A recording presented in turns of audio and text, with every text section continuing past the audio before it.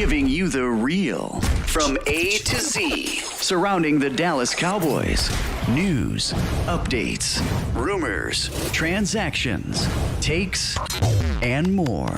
So strap up, Cowboys Nation, and start your day off with A to Z Sports. Live with Will Steele. 3, 2, 1. Here we go. Oh, yeah.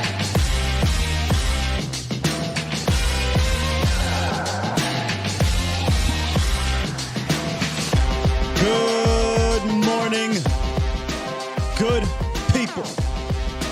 Welcome to A to Z Sports Live. We're streaming live on YouTube. We on Facebook. And, of course, I am your host, Will Skywalker Steele. Boom! What's happening, people? Coming up today, we're in the thick of things, man. We're in the thick of things. Week 3 training camp, preparing, I should say, for the first preseason game against Jacksonville. Final installs are happening, and we're starting to see some of these young bucks, right? Like how they're practicing and where they fit. And we're going to talk about a few of the young running backs later on. Mike McCarthy spoke about them. I want to dive back into it because I think I'm ready. I'm ready to commit to a stance. I know it's a little early, but I'm ready to commit. I think there's been enough hints dropped. And when I talk about this commitment here, it takes me back to something that the Cowboys haven't done in quite some time. So we'll take a little trip down memory lane, and we're going to hear from Mike McCarthy. We'll also hear from one of the running backs. Also, when you're in the thick of training camp, Cowboys Nation, bomb squad, injuries happen, you get nicked up, right? So we're going to give a couple updates on some of these guys that got nicked up yesterday or throughout the training camp and see where they're at. Again, knock on wood. So far, so good, but you're going to have these things happen. And nothing too crazy just yet, and we hope that remains. But Saturday will be the true test, because Saturday you're going to have an actual game where other teams, like other players, don't care about your guys being nicked up or injured. They're trying to take their heads off. So we'll keep an eye on that one, man. But what's good, Bomb Squad? Bomb Squad! Lee, what's good? Lee, it's so perfect that I see you drop up in here. So I'm not going to give a whole bunch of attention to this, but Shady and Emmanuel Acho came to camp yesterday, and a lot of people, you know, it made waves, as it should, right? Let me say this. Salute to them for coming down. Like they said, you know, I ain't say they would, but salute to them for coming down. However, you could have stayed a little longer. You know, you could have actually watched practice. And if you did, Shady would have fantastic, you know, fodder to talk about, because, you know, Dak and Trayvon Diggs was going at it. And Diggs got him like 2 or 3 times, right? So he left. He left before he had a chance to take some video footage and use it on the airwaves and make it a big deal. So, yeah, you know, they came down there or whatever. And, you know, some people are upset with how that went down with the players or whatnot. But look, man, look, I'm not even going to say it. I'm going to let my guy say it here. Where you at? Where you at? I'm here to tell you right now, we don't care. Let me tell you We don't care. At the end of the day, I'm going to give it this little 2 minutes, and that's it. I don't care. You know, I want to talk about the actual football aspect of this thing. That's a circus. You know, that's a clown show. That's neither here nor there when it comes to actual football and reporting what's happening at training camp. But it worked. It absolutely worked. They got their little video. They did a little remix. People are retweeting and talking about it, you know, in the engagements and whatnot. It worked. Kudos to them. But I want to talk ball. Is that okay with y'all? If you want to call in and talk about it, that's cool. But I want to talk ball. And today I want to talk about this running back room, because I'm ready to commit to it being a deeper room than it's been in the past. All right? With that said, let's get down to business. Now that we've said hello, let's get down to business. Yes, sir. It's time! It's time! It's time! It's time! It's time! It is time for... It's time for the Morning Roundup. Round 'em up, boys. Let me talk to you. Bomb Squad, let me talk to you. I got a little nervous yesterday, man. Mozzie Smith, breaking news. Where's my news thing at here? Mozzie Smith, scheduled for MRI, precautionary MRI. Something up with his knee. Oh, what's going on with Mozzie Smith? Nothing is going on with Mozzie Smith. Whew. Bullet dodge. So apparently he has some knee things going on, and they wanted to take a precautionary MRI. They got that done, came back good, and per those close to the situation, he's fine. Now, one thing we do know that I know I've learned from this is he deals with some tendinitis. I happen to know what that's like. I don't happen to know what it's like weighing 330 pounds, though. But yeah, I know what tendinitis is. That's not something that's going to keep him out from ever playing or anything like that or hinder him. It's just it's a nuisance more than anything. But from a structural standpoint, he's good to go. You love to hear it. I wonder if we'll see him suit back up at practice tomorrow. And I'm pretty sure he'll get some snaps on Saturday. So good news on Mozzie Smith. Now, this is going to be one of those, what do you call it? Where you at, L? The shit sandwiches or something like that, where you got good news on the outside or bad news on the outside, good on the inside. Y'all let me know. One of them sandwiches. In the middle of this, shouts out to Brandon Aubrey. He had his best day going. 11 for 11 at training camp for the first time. Look, I'm not pronouncing him to make the team or anything like that, but you want to hear these things. I know people will say, I don't care, it's camp. Well, for the kicker situation, it matters. That's why Tristan Vizcaino got cut, because he couldn't cut it. He was bad out there. Now, Aubrey wasn't better, but maybe now that there's not competition, Aubrey feels a little bit more comfortable out there. But 11 for 11 for the first time, he was perfect at camp, and let's see if he can stack those good days. I always talk about there's certain things from Jason Garrett I don't mind carrying over when it comes to saying, and that's one of them. I'm definitely about stacking good days on top of each other for certain players that absolutely need it, and Aubrey is one of them. So he'll be the lone guy out there Saturday. Let's see if he can carry this momentum over from Tuesday to Thursday and Friday, and or Thursday and Saturday, and see what happens here. So shouts out to Brandon Aubrey for finally getting some good traction down there at camp. Then there's the other part of that sandwich I was talking about, L. Tyler Biadasz. So I saw the play on Twitter. He got his ankle rolled up, and that was a scare. And this is a scare because the interior depth is an issue. We know that, right? And I've got some more on that here in a second. But the good news is he's fine. Or let me use this word. Per a person close to Biadasz, he's good. What does good mean? Does good mean it's only something that will keep him out for the rest of the week? I don't know. But good means he ain't going to be out for the start of the season or missing the season, nothing like that. So we dodged two bullets here with Mozzie Smith and Tyler Biadasz with the ankle scare for Tyler Biadasz. And he most definitely was look, Mozzie, not diminishing what Mozzie is, but I think Biadasz was the more concerning one. Because your defense is, I think, going to be great, period. If Mozzie has to miss time, whomever, I think it's going to be a great defense. But if Tyler misses time, right? If Tyler is out for the season, you're down to, at this point, according to Coach McCarthy, Matt Forniak. Yeah, Cowboys Nation. Let me bring you back here. So it came out yesterday in the scrum, the walk-off, right? Coach Mike McCarthy said that Forniak will be the backup center moving forward. He is focusing on center, not guard. So if he's focusing on center, that leaves Josh Ball, that leaves Brock Hoffman. These guys, not comforting, right? Hell, I wanted to see Matt Forniak do more center things because I just didn't believe in the tape that I saw at guard. I just didn't. I gave y'all the statistics, but the tape is even worse, you know? And obviously they're out there and they understand it. Okay, look, this isn't going to be it for him. He plays center at Nebraska. Let's give him a shot and see what he can do moving forward. I'm still not as comfortable, but we'll see what happens. We got preseason games. Let's see if he can stack some good days and gain some momentum. But right now, it's Tyler Biadasz, Matt Forniak for center, and then next to them when it comes to starters, you got Zach Martin and Tyler Smith. But if any of those guys are out, whether it be contract or whether it be an injury, boy, we in trouble back there. We're in trouble.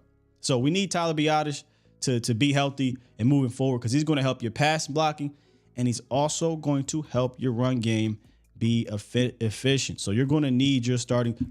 My bad. You're going to need Pro Bowl Tyler Biadasz out there, Cowboys Nation. You are. Speaking of the run game, the battle for RB2, man, it's heating up. And it's getting to a point where it might come to a point, I should say, where we're not even calling it RB2. However, that is a real thing, right? Being second on the depth chart does mean something. And Mike McCarthy was asked about every running back outside of Tony Pollard yesterday at the presser. And he had some glowing words to say on all of them. So we're going to take a listen to Mike McCarthy speak on Malik Davis, Deuce Vaughn, and Rico Dowdle. So take a listen, Cowboys Nation. Malik Davis, can you talk about him? You know, he showed some stuff last year and come back in year two. Yeah, definitely. He's, number one, very, very natural runner. We knew that, and I think he showed that last year with his opportunities. But the pass pro and in the route running has really improved. So Malik's having a very, very good camp. I think Deuce has had a really good camp. I mean, his work yesterday was off the charts. I mean, just the amount of work he had in special teams. So what I'm going through is the versatility. He's really shown excellent versatility from special teams to offense. I think we all smile when he does pass protect, because you talk about the instincts, awareness, and most importantly the footwork to get yourself in position. He has that. I mean, so whether he developed it at K-State or it's just I've been very impressed. He understands protections. Very smart player.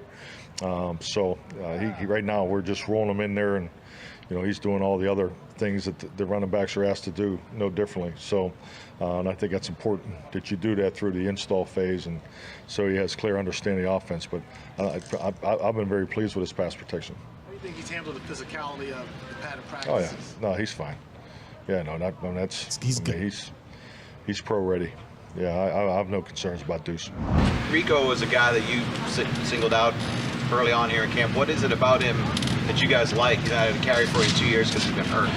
All the little things. I think him and Malik are very similar as far as how they, their inside run ability, their ability to read blocks, anticipate the second level. So I like that about him. Rico has probably had some of the most impressive pass pro pickups so far this camp. And, we tend to forget Rico, scored a touchdown on a kickoff return, as a rookie. I mean, his second level running I always felt exceptional. I mean, he's a young man that had some injuries he had overcome, and I think we're just seeing a healthy Rico. We're just seeing a healthy Rico. Glowing words for every running back, right?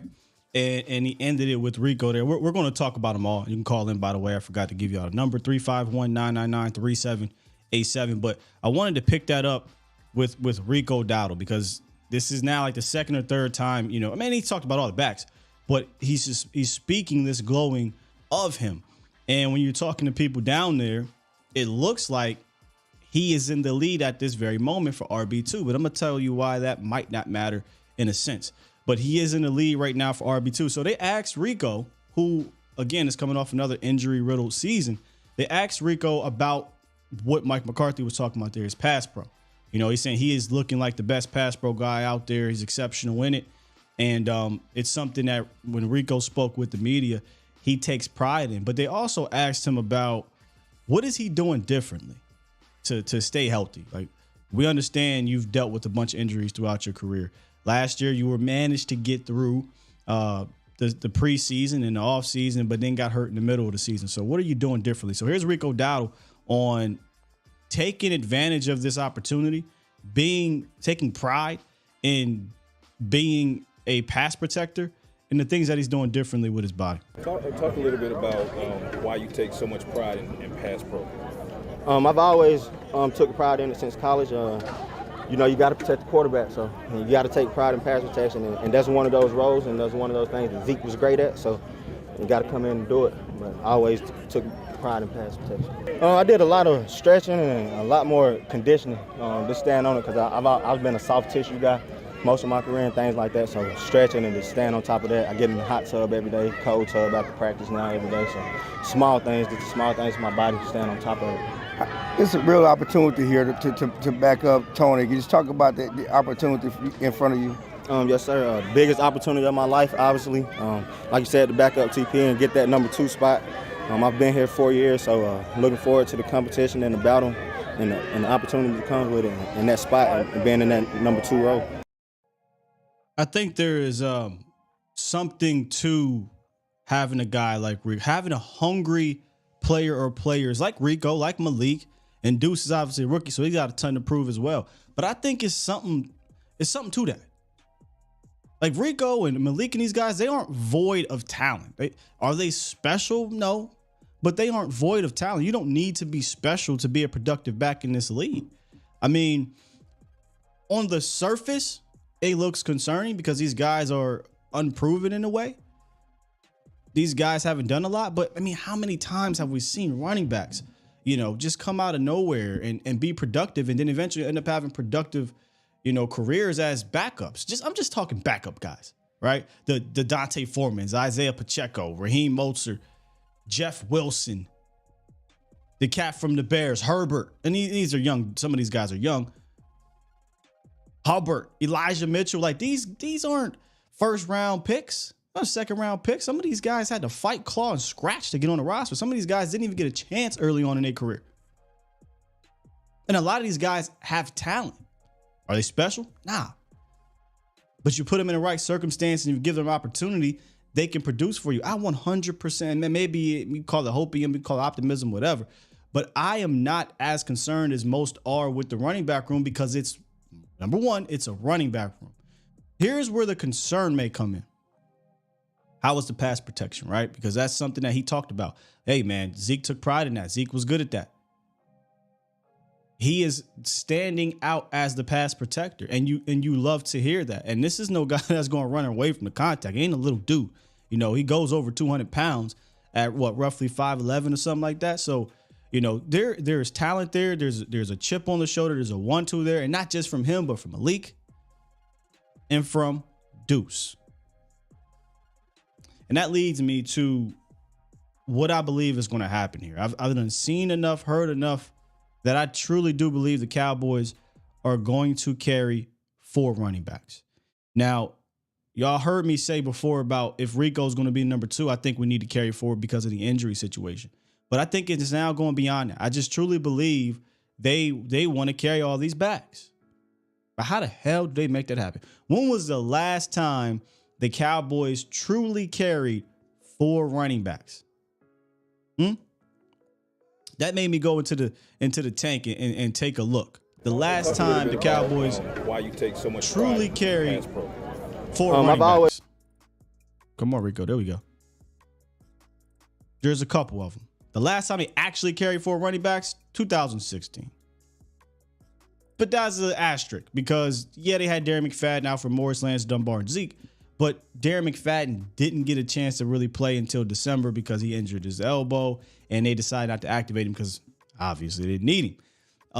However, if we go back even further, the true last time that the Cowboys carried 4 running backs and they played a lot, because that's the other aspect of this, right? And they played majority of the time was 2013. Now let's just go all the way back. So 2016 you had 4, but you had 4 in the sense of an asterisk, right? In 2015. If y'all remember this horrific year when Tony Romo got hurt, Darren McFadden, this was the stealing, wheeling, draw. You know, this was Joe Randall, that situation. Joseph Randall, Darren McFadden, but we also forget they brought in Christine Michael. Y'all remember that whole situation? They had Lance Dunbar. So they had 4 or 5 backs that year. I think it was like 5 backs. But that was due to the Randall situation, trying to figure out what's going on. In 2014, they just had 3 guys. That was the DeMarco Murray year, Lance Dunbar, Joe Randall, but they had Tyler Klutz. They had the fullback situation. So I'm not really counting the fullback here. I don't think we're going to carry a true fullback on this roster. 2013 and 2012. Those were the last two times. And shout out to my guy, Philip Tanner. Philip Tanner was the guy holding down that third string route in 2012 and 2013. But in 2013, they had four backs led by DeMarco Murray. And in 2012, they have four backs that played 10 or more games. 2013, they had four backs that played 9 or more games.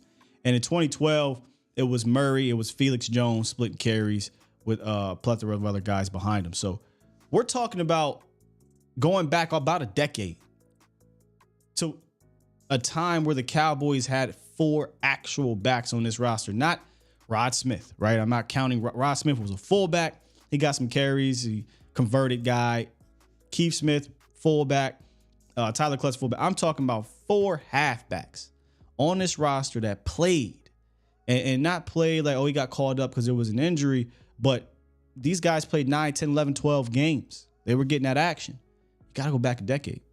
And I think the Cowboys are going to do that this year. I think because for the first time since, 2016, right? They're not really running a 1-2 punch. I don't see it. I think what they're going to do is they're going to be Tony Pollard. And then you're going to have, right this second, I think it'll be Rico. I think Rico will be your number 2 because they trust him in pass pro. I think he runs just as well, just as hard. I don't think there's some talent discrepancy between Malik and Rico. The difference is Malik actually has film against guys, right? Playing last year, and he did well. So if they roll with Malik, you shouldn't be upset about that either. But I think it will be Rico at this point. And then I think it'll be Malik Davis as your RB3. And then rounding out that group will be Deuce Vaughn. But here's the thing. I think Deuce Vaughn is actually going to have packages. I think Deuce Vaughn, you might hear RB4. Whoa, Scott. Whoa. Talking about Deuce Vaughn got talent. Deuce Vaughn going to play. I agree. I think he will. I think he'll have packages. I think you'll see him activated on game day because of what he can present from a skill set. But that doesn't mean they won't carry 4 because of it.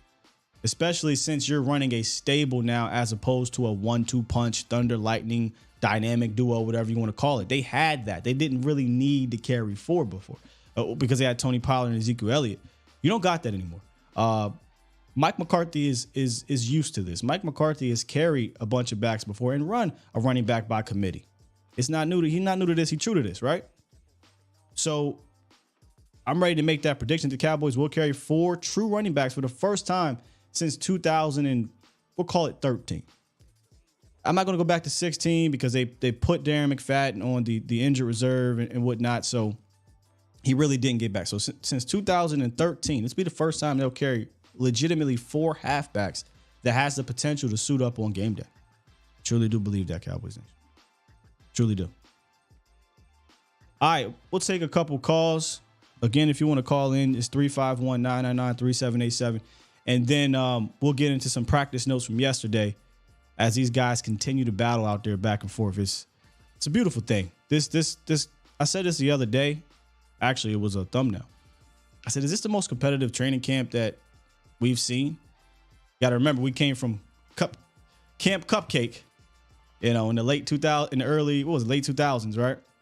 And then we went into more kind of rigorous camps, and then it kind of chilled out. Right now, I think we're seeing a crazy competitive camp, but we'll get into the camp notes from .com in a second, but let's take a phone call here. 801, what it is, what it do? What's up, Sky? How are you? I'm good, man. How you doing? I'm doing great. Bro, did you catch that pivot interview with Micah Parsons yesterday? Time out. Because number one, that's funny from Vach's show. But number two, he legitimately did a pivot interview that was fire. So I caught some of it, yeah. Oh, man. That guy has me wanting to run through a brick wall. I think Micah is just on another level. The way he was talking to RC about, his mindset and stuff, just his attitude with camp was, one of the coolest parts to me was him begging. He said he, begs Mike McCarthy and Mike Solari to throw chips, to throw double teams, throw triple teams, because he's like, I got to see what's going to be thrown at me this season. He's like, I want it. He's like, I want to be hit. I want to be like, I want to see these situations that supposedly stopped me last year. He's like, because those aren't going to stop me this year. Like, if anyone on the show needs to go listen to that interview, if you have any doubts about who Micah is, because, man, that was one of the coolest interviews I think I've ever heard. Yeah, anytime Micah speaks in depth, like he sits down with former ballers or just anybody in general, it is worth the listen. He's just, and I hate to use the cliche, man, but he is, man. He's different. He's different mentally, obviously. He's different physically, but he has a different mentality. It's a championship mentality, and he's not afraid to wear it on his chest. You know what I'm saying? Like he don't care. Yeah. And sometimes you might want to, people say put a muzzle on Micah, but that's what makes Micah is he's not afraid to speak his mind. And I love him for that. Oh, absolutely. The way he talks about the Eagles is hilarious in that interview too. But yeah, just super cool interview. Going along the running backs conversation. Sure. Though, I just I know all these guys got talent, but I'll be honest, like it matters about how well the five up front block and how we can actually like provide these guys lanes. Like we can have all the talent in the world, but if we can't put together a competent run scheme with those five up front, you know, if Zach continues to hold out, if, you know, Tyron goes down, heaven forbid, if Tyler goes down, like it's scary business. And I would love for them to get a little bit more proven depth. I don't understand the whole, like, let's keep trying Josh Ball, let's keep trying, you know, Jags at the, you know, interior lineman position. Like, go out and get some dudes. Like, go out and get people who are veterans who can come in and fit into the scheme. Like, I think they're playing with fire, and it feels a lot like when they were trying to do with wide receiver last year of, hey, we got guys, like, we like some guys here, let's see what we can do. I feel like they're doing the exact same thing, just with the offensive lines here. Yeah, if there is the biggest concern to me on offense is the offensive line. And the biggest question mark for me that just can't be answered right now until maybe preseason or season is what are we doing to combat the deficiencies in the offensive line? So is there a schematic change that's going to happen that's going to help? And we've heard that they're changing how they do their outside zone, and it sounds like they're tweaking their inside zone too. So, you know, we talked about this over the years. If you do have a deficiency on the O-line, you have to help them out schematically. I saw teams like Washington do this a lot, and they had some success in it. You see, I'm not saying the Niners had deficiencies on the O-line, but they didn't have 5 Pro Bowlers. But you see their scheme work that way, and it goes back to all the Shanahans, right? Like the Shanahans don't need 5 Pro Bowlers across the line because they were able to attack it differently schematically, and you could put different running backs behind it. So I'm more so worried about can we block it and can we scheme it than the actual running back, because it's just too many running backs in this league that aren't superstars. By the way, you got one. You know, I think we're forgetting Tony Pollard is an absolute stud, but you know, we're concerned about behind him. But there's too many backups and RB2s and 3s that step in and produce, you know? But we're so used to having Zeke and TP that I think there's this angst of, oh my God, we don't got 2 guys anymore. I'm so nervous about what happens if this guy goes down. And that's fair. You know, if you lose one of your best players, there is a nervousness to it. But if you don't, though, what if Tony Pollard plays all the games like he usually does, then I don't think it's that big of a deal. I honestly don't think it's that big of a deal in general, and I'll explain more if I need to. Because, again, running backs in this league tend to be able to be the easiest to replace when it comes to replacement level players. It just is, man. It's more so about the scheme and the blocking up front if your backup running backs are having production. If none of those things are good, then TP is probably your best bet because he'll make things happen at the line of scrimmage, whether it's blocked up or not. Yeah, I totally agree. Honestly, my expectations for the season as it relates to these running backs is if they can do nothing else but keep the safeties honest and keep some people playing down the box and open up more for the passing game for these touchdown check down routes. That's what I want to see. Like, I just want to see them have to respect the run game so that we can get stuff going in the pass game too. If that can happen, I'm gonna be perfectly happy. Anything on top of that is icing on the cake. Yeah. I think they'll marry with each other, man. Hey, appreciate the call, man. Yeah. Thanks, guy. Salute. Shout out to my man Twan. So Twan is one of the biggest Zeke advocates here, and he says, it sounded like wide receiver by committee fans were screaming for a few years back. I don't know who was screaming for that. I don't know if you misremember here. Most of the nation was upset when that whole wide receiver by committee went down because we weren't blind. Like, you have a 2-year quarterback. You're getting rid of the best receiver who, yeah, I get it. He was on the downside, and you didn't replace him. You know what I'm saying? You didn't upgrade the room. You downgraded the room knowing that you have a quarterback who's developing. There was an issue with wide receiver by committee, not only wide receiver by committee, but you also did the same thing at tight end. I digress. That's not the case here, number one. Number two, name me a time where wide receiver by committee works, meaning you don't have one legitimate wideout to threaten the defense, and it's just worked all these times. I would just say one, because it might have worked one time. But name me all these times, like just maybe Tom Brady might be the outlier, but in general, right, over the last 15, 20 years, all these times these offenses have just been so potent with wide receiver by committee. There ain't many. I can list off team after team after team with running back by committee. That has been tried and true and proven. Wide receiver by committee, not so much. Wide receiver by committee, you are going to need one or two things. An alien at quarterback or a savant as an offensive coordinator. You don't need any of that for running back by committee. Running back by committee has worked. That has been proven to work. So that's the only reason why I'm saying I don't think there should be a panic. Now, where's the concern though, Sky? Because not everything is perfect, right? The concern comes in who can fill the void of pass protection. And that's why I wanted to point out Rico Dowdle. Because if Rico Dowdle can do that, and if Malik can come along, because Coach also talked about Malik doing that, that will ease that worry for me. But just pure running the rock, bro. Tony Pollard, Malik Davis, and Rico Dowdle and Deuce Vaughn can run the rock. And let's not get that twisted. We saw Malik Davis be able to do that, and me at least, I don't know how many other people were out there doing it, were screaming to get him more involved before Tony Pollard got injured in the playoff game. When Zeke got banged up, and Zeke was really only efficient in short yardage situations and goal line, that's when Malik Davis should have been getting more totes. I don't want to go back and talk about politics and all that, but maybe that's the reason why. But that's when you should have said, hey, look, let's go ahead and make sure that we can get Zeke to the playoffs as healthy as possible in case we actually need him like we did in the San Francisco game. And let's ease some of these useless carries, honestly, these useless carries, and give them to Malik. Because every time Malik got called up to do it, Malik was fine. So that's why I can't jive with the wide receiver by committee comparison, Twan, because you don't do wide receiver by committee in today's game. Running back by committee has been tried and true for about 20 years now, if we're being completely honest. That's all. That's all. And that's fair. Twan said, you got this year going to have to show me this running back room stuff. I'm not used to it. And that's exactly it. That is it right there. We ain't used to it.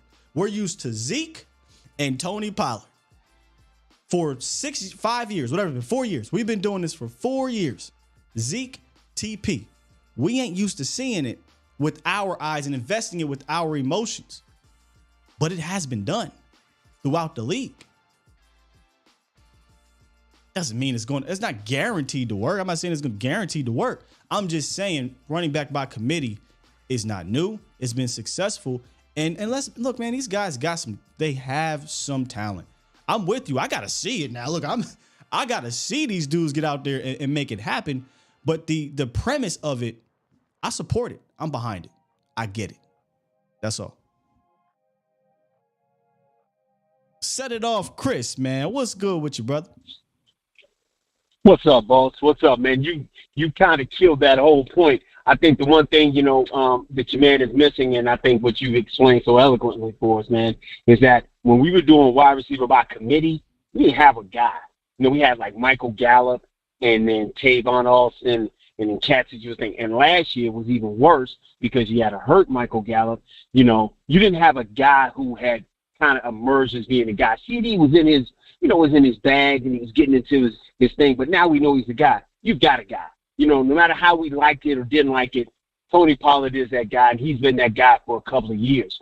I think Malik showed you last year, especially in that Green Bay game, and had you played Malik more in that Jacksonville game, you probably had a different kind of layout for the playoffs going forward. So I think what they're doing by running back by committee, just having a stable of backs really works. It's not a committee. It's a stable, man. Have a stable of guys who can run the rock, man, and do their thing. But more importantly, man, I think we're so much focused on the running backs, and I'm just so much concerned about this interior offensive line. That's my biggest concern, Chris. Happening. If the O-line can't block it, man, it don't matter. It don't matter. Yeah, man. I mean, if they can't block up front, if you don't have those guys in that interior, man, to do their thing, man, it's going to be an issue no matter what, man. I don't care who's running. I truly believe the experiment with Joe Looney and Connor Williams really, in my opinion, probably took a year off of Zeke's career, just getting hit over and over, trying to stay committed to running the ball. And I know people will say, oh, no, yeah, Joe was serviceable, but I thought he was a downgrade to me. And that's just me. And that's just me being, trying to be. Oh, yeah, Joe Looney. Yeah, man, Joe Looney was absolutely terrible. Oh, yeah, he was a downgrade. Yeah. Hey, the offense managed to be manageable, but yeah, Joe Looney was 100% a crazy downgrade for sure. Yeah. Yeah, right. And that's being said coming from, Travis Frederick. But with him and Ricky Connor Williams not being strong enough, I really believe that those two guys help aid Zeke into a year less of being as productive as he possibly could be. So the interior offensive line is definitely important, and we can go forward from there. But, yo, man, just good to holler at you, man. Listen, the yearly bottle is on the way, plus the computer fund is definitely on the way. I'm kind of back in the game, man. Getting through with everything with Keelan and getting that squared away, man. And super excited about that as well. Hey, man, proud of you, Buck. Good luck, for the year with his, season coming up, and excited to follow along because you always keep me up to date, bro. Oh, yeah, no doubt, man. I'll definitely keep you in the mix, man. Listen, man, love y'all as always, man. Cowboy Nation, man, stand up, bro. Hey, listen, tomorrow when you talk to Patrick, man, I know we won't get to call in or say anything, man, but I just love how that dude just, served those dudes up so smooth on on Twitter social media yesterday, man. Hey, Pat don't hold back. Oh. Yo, man, and Pat shoots the funds, man. Yes, he does. Shoots the funds, man. Pat shoot the shots that need to be shot, man. And he does it so smooth, man. And I'm going to get back and listen, man. I'll talk to you all here, man. Great talking to you again, brother. Salute always, bro.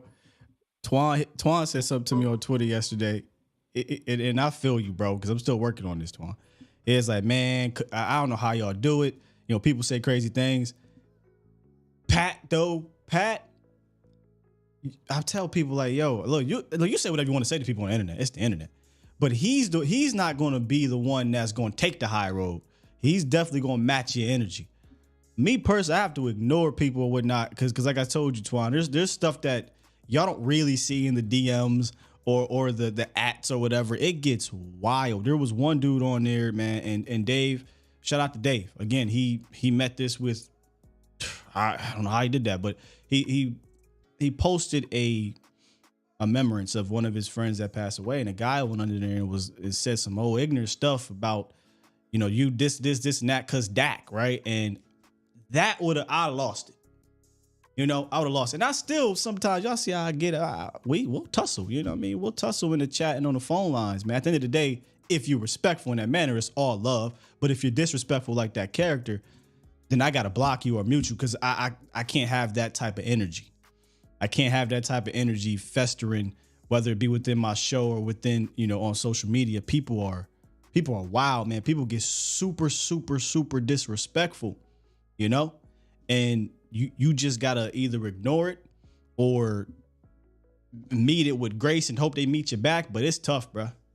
Yeah, in fact, look, Tuck in the building said block button. That's what I've learned over the last couple of years as this platform has grown is you can't allow that type of energy to, and this is in life in general, man. If you have the ability to block somebody in real life, if they're providing you nothing but toxic energy, do it.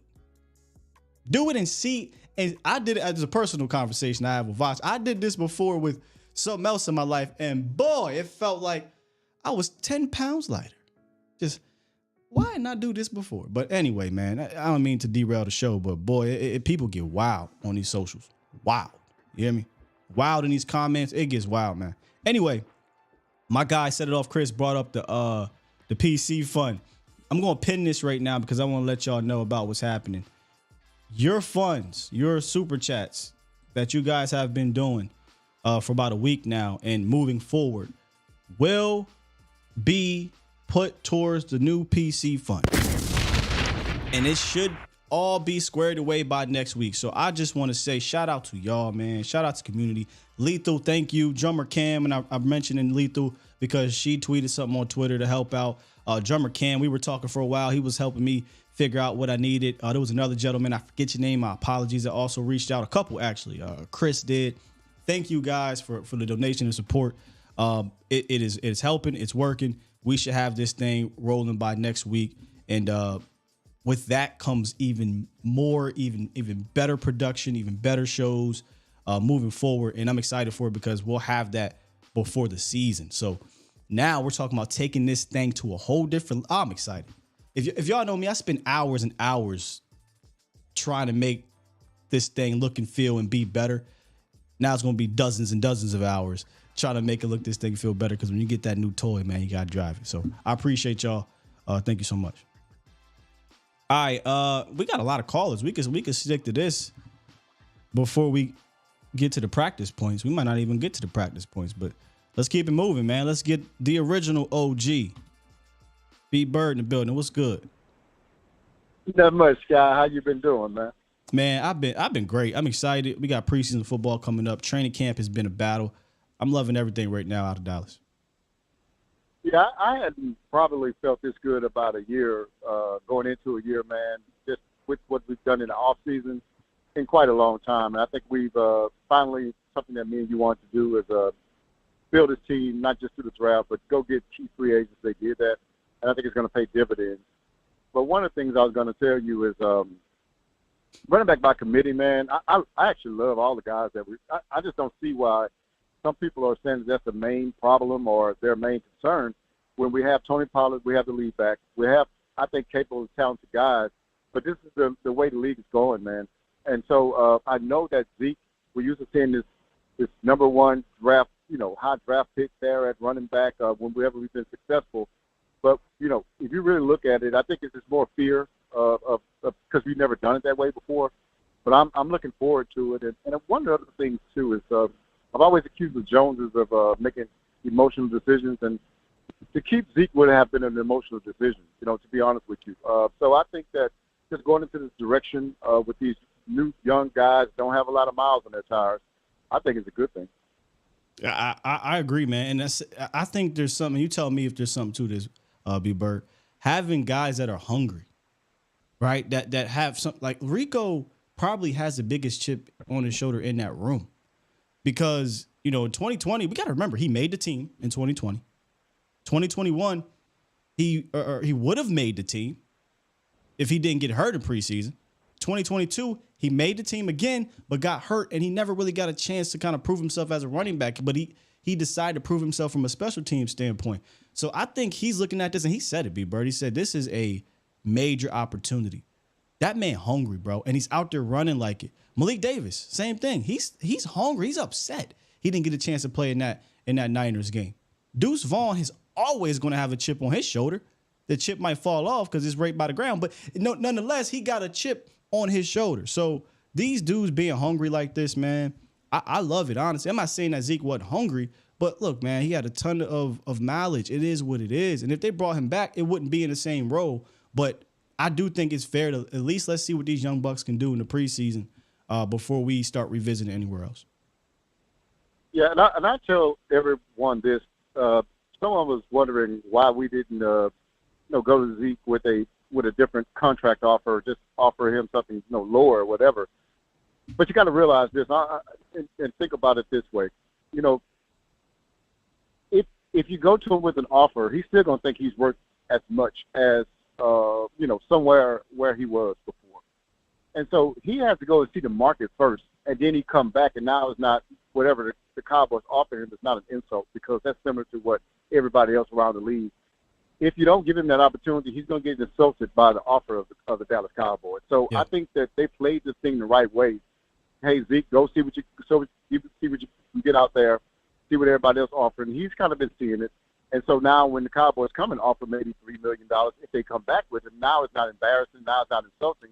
Fair. It's just what the market bears. And now you don't have this dissension in there with him being upset about it. That's a good point. That's a good point, B. I never thought about it that way. Go ahead. Yeah, that you have to do that, because if not, man, this dude's going to be pissed. I don't get to talk to you too often because I'm working a lot. Can I ask you a question that it's kind of off subject here a little bit? Sure. I had so when we signed Malik Hooker, I wasn't that thrilled, to be totally honest with you. And I try to lean on people like you and other people that watch film more. The reason why is because last year our right cornerback, whether it's been Brown or whoever, Kelvin Joseph or whoever, they got beat pretty bad, like deep. But one of the things I think that was underrated on that was we should have had a safety over there a lot of those times, but we didn't have safety making plays over there. And I kind of, to my mind, I've seen Malik Hooker coming in late on plays over there, which they didn't get the negative, you know, press from it. He didn't get the negative press from it, but yeah, and I thought so. And so when so everybody was like, you know, applauding the move, I was like, wait a minute, ain't that the guy that wasn't over there when our left corner was getting ate up? And so I wasn't that thrilled about that. And maybe it's something that I'm not seeing. Maybe it's overall play. I'm just maybe, just seeing the big plays that he's missing. So maybe you could make me feel better about that. That's what I'm saying. The reasoning for me was schematic-wise. We kept asking for weeks was, why isn't Dan Quinn leaning the safety that way? Stop. Just flat out put him over top, right? And instead we played a lot of single high, and that's a different responsibility, right? Now you got to deal with both sides of the field, and if a team attacks you that way, you got to make that decision, and all it takes is 1 second. So we got to also give credit to the other side of the ball. If a quarterback holds the safety 1 split second, that's all it takes. I would have preferred we went a different route and put a safety flat out over top of those corners to help and say, damn it, you're not going to beat me with cornerback 2. You better try the other dude. Now, obviously, that opens up other weaknesses now, right? Now that opens up, hey, you're predictable. We know what you're going to do. So I think what happened was Dan was like, look, we're just going to live with this beating. We're just going to live with this beating, not die, because we're going to the playoffs. And once we get to the playoffs, things will be different. What happened in the playoffs? How many of those big shots did you see? Yeah, I didn't see it. You know, because I think he switched things up, you know. So, it was definitely something we talked about here. And me and Vash also talked about it, too. In fact, I was like, hey, Dan.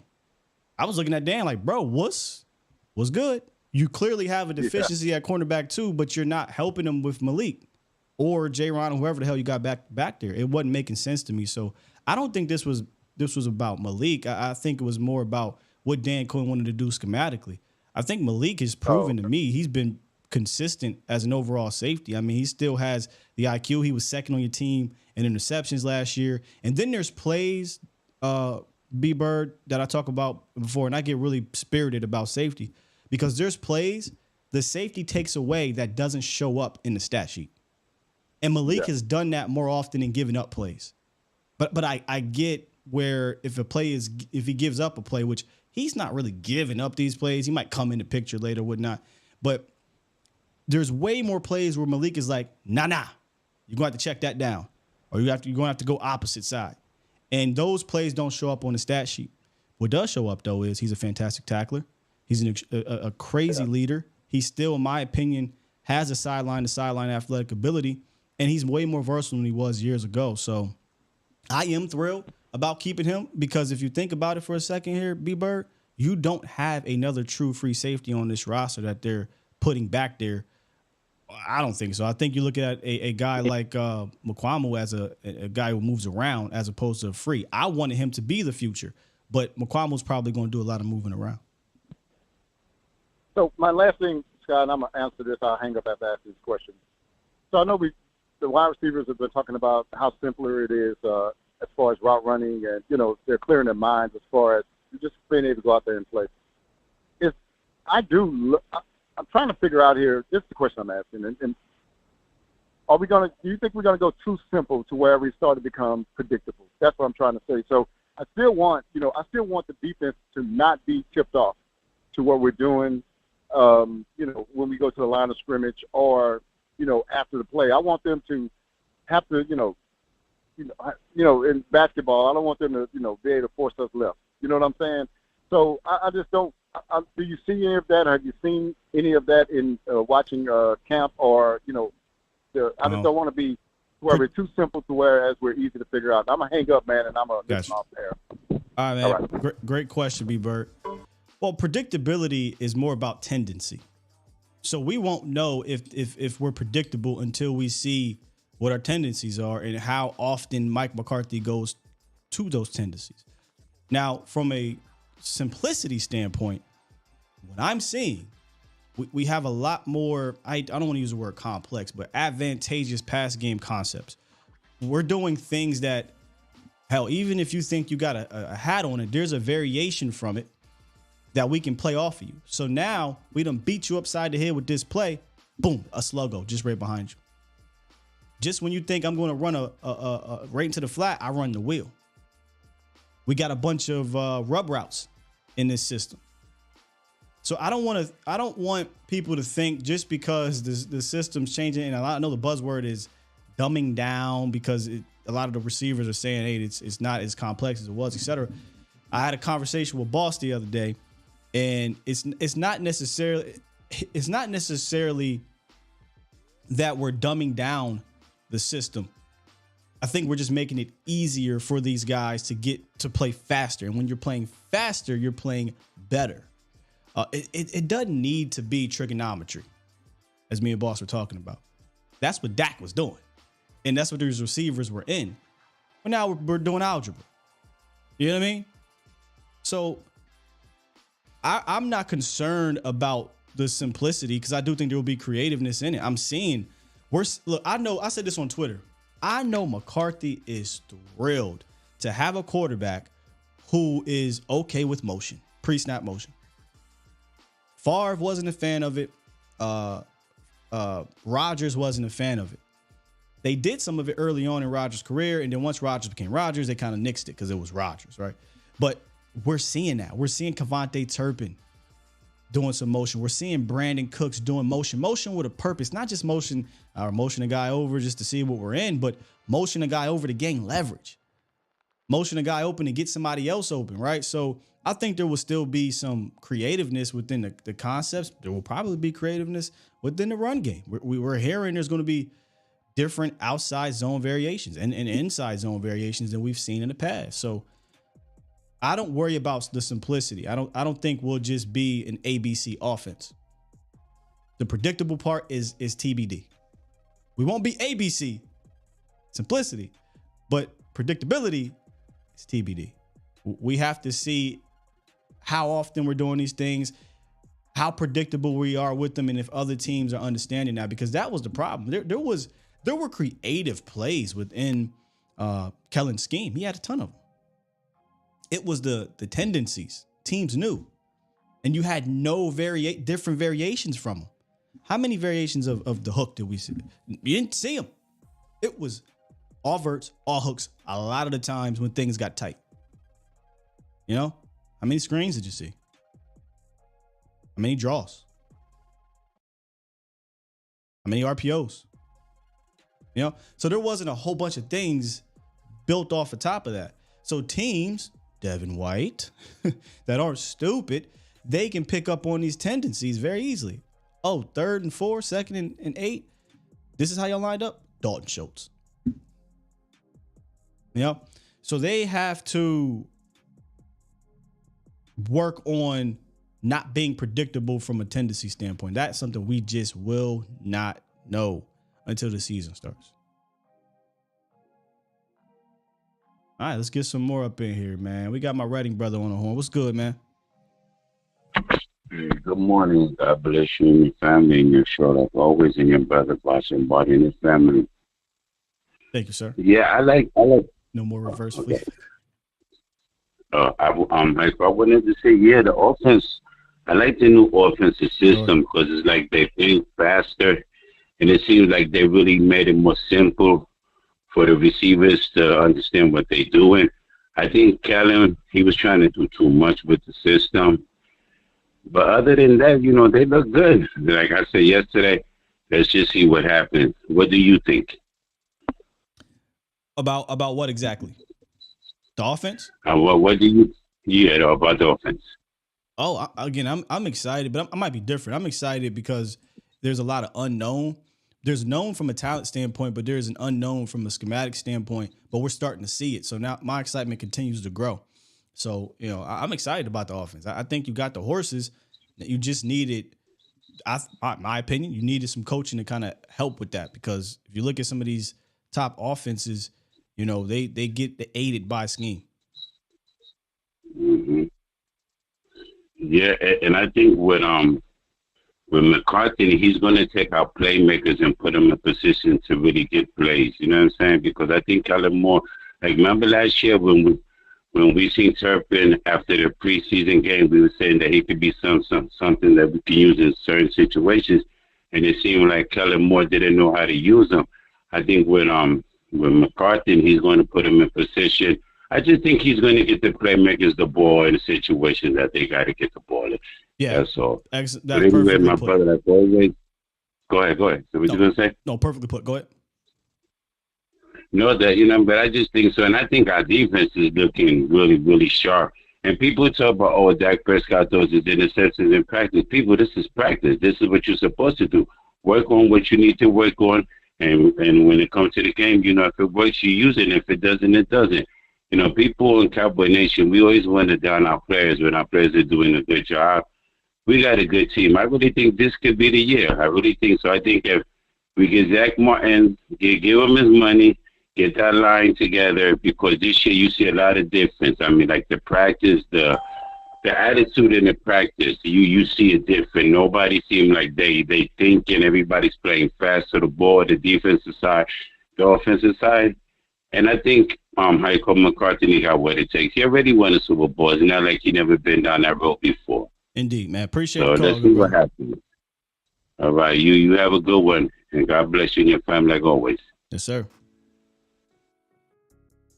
Appreciate my guy, man. God bless you and your family as well. Let's get to some of these practice notes from .com. Let me see here. Bam.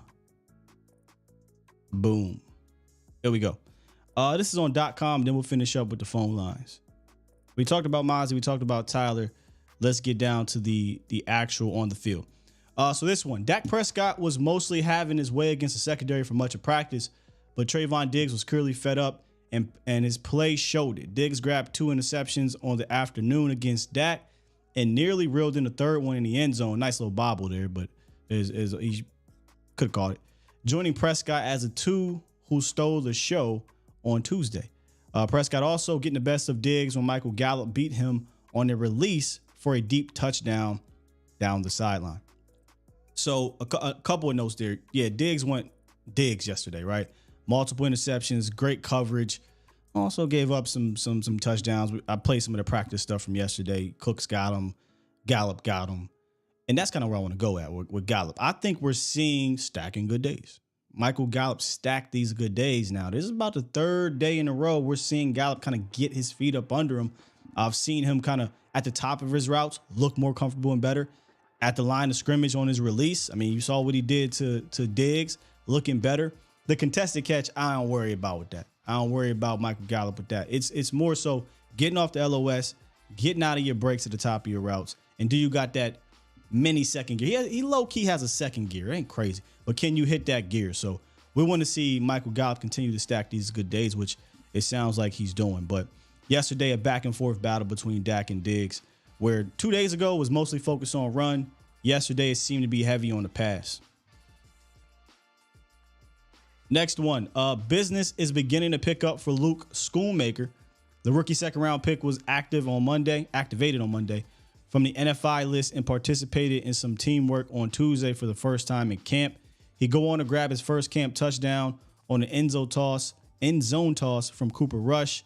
Expect a slightly heavier workload on Thursday when padded practices begin to resume. So if he's slowly being worked in like this, I don't really expect him to play Saturday. He'll be totally wrong. Maybe he goes full throttle Thursday and he plays Saturday. But it's good to see him kind of getting worked back in to these team drills and whatnot, because you're going to need your second round pick to play. You don't want to rush him, but you're going to need him to play. And Cooper Rush tossed the touchdown pass. Let's talk about Cooper Rush. Cooper Rush was dialing it up today as he let his big arm, which is interesting, big arm show downfield and showed a little more risk-taking than what we've been accustomed to seeing from him in the past. Rush placed a beautiful downfield ball to David Durden, and it was, who made a leaping grab for a touchdown before later in practice placing a beautiful downfield pass in the breadbasket to Dennis Houston, and it was, for a long game. The consistency also showed in the short to intermediate throughout practice as Rush tries to separate himself as QB2, coming from Nick. I don't even think there's a trying. I think he is QB2. But I do want to give some love to Cooper Rush in this camp. I think Eric Scott got him yesterday on a pick or whatever, but that again, is practice. For the most part, with these backups, he's connecting with them and he's in sync with them, and he's looking good. So I know a lot of people aren't going to say this, and I think there was a quarterback room ranking where Dallas is way down. I don't know how you could put Dallas way down. I mean, Dak is Dak, top 10 quarterback, and Coop over the last 2 years has come in and been able to keep the ship afloat from a winning standpoint. So I think Dallas should be a bit higher in the quarterback rankings when it comes to the room. And here's what I think is happening.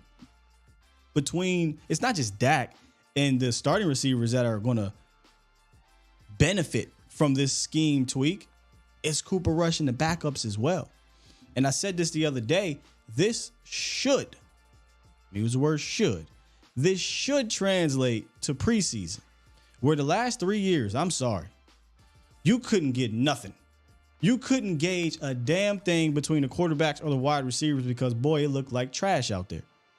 It looked terrible. And Mike McCarthy talked about it. McCarthy said there's going to be adversity you face that is just not normal for preseason, and you just got to fight through it from the backup standpoint, the quarterback standpoint. And they just couldn't do it, man. It was just the scheme didn't allow them to.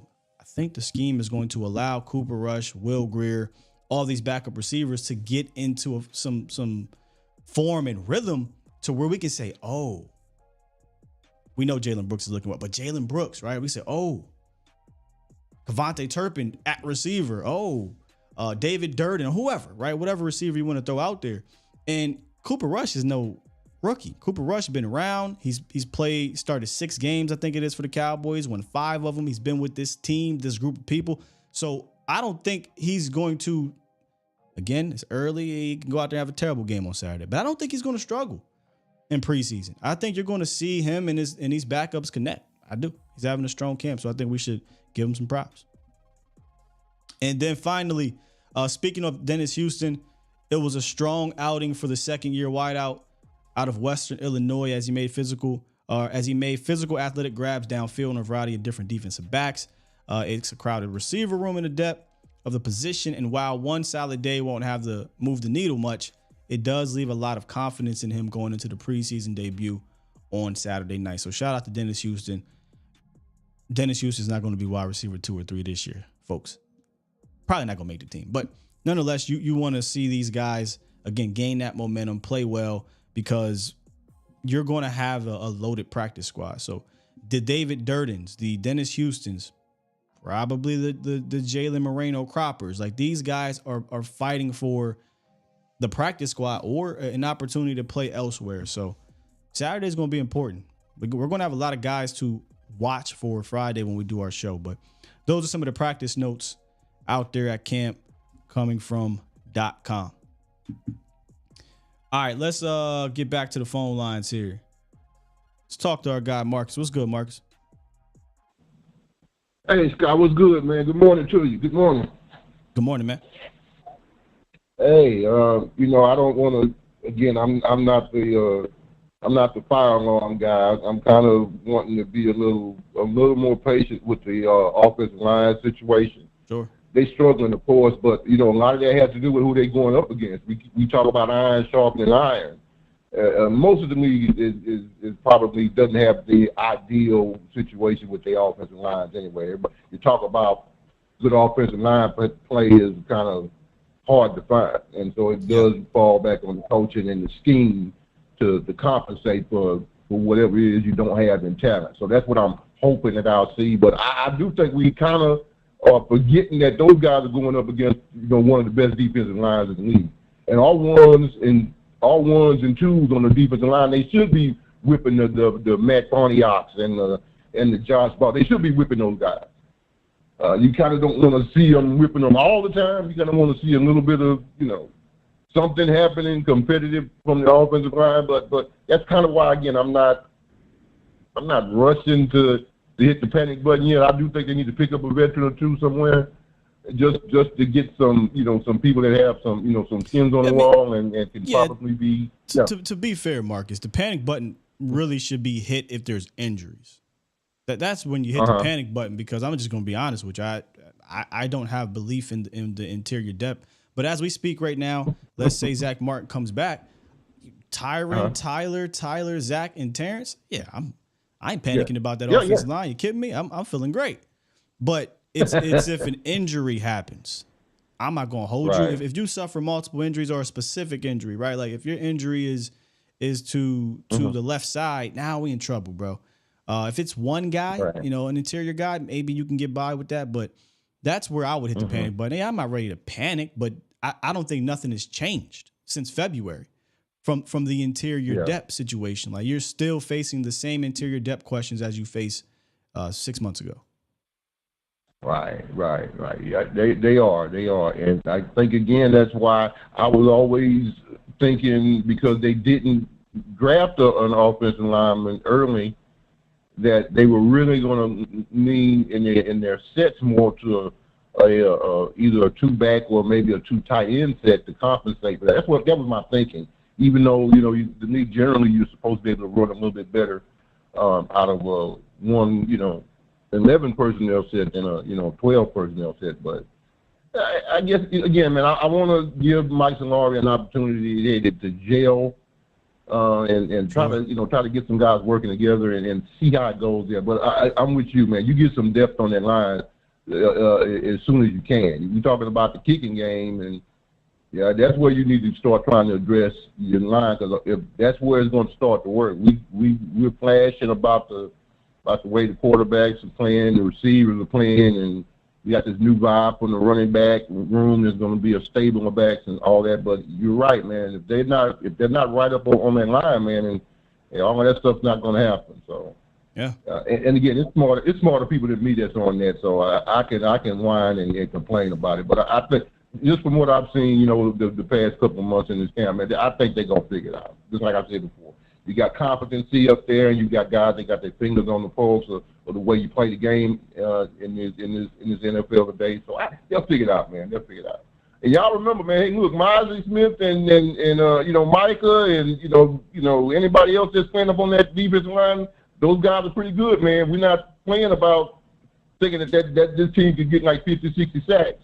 Hey, them guys are pretty good up there, man. So if they whipping off second and third string offensive linemen, that's a good thing.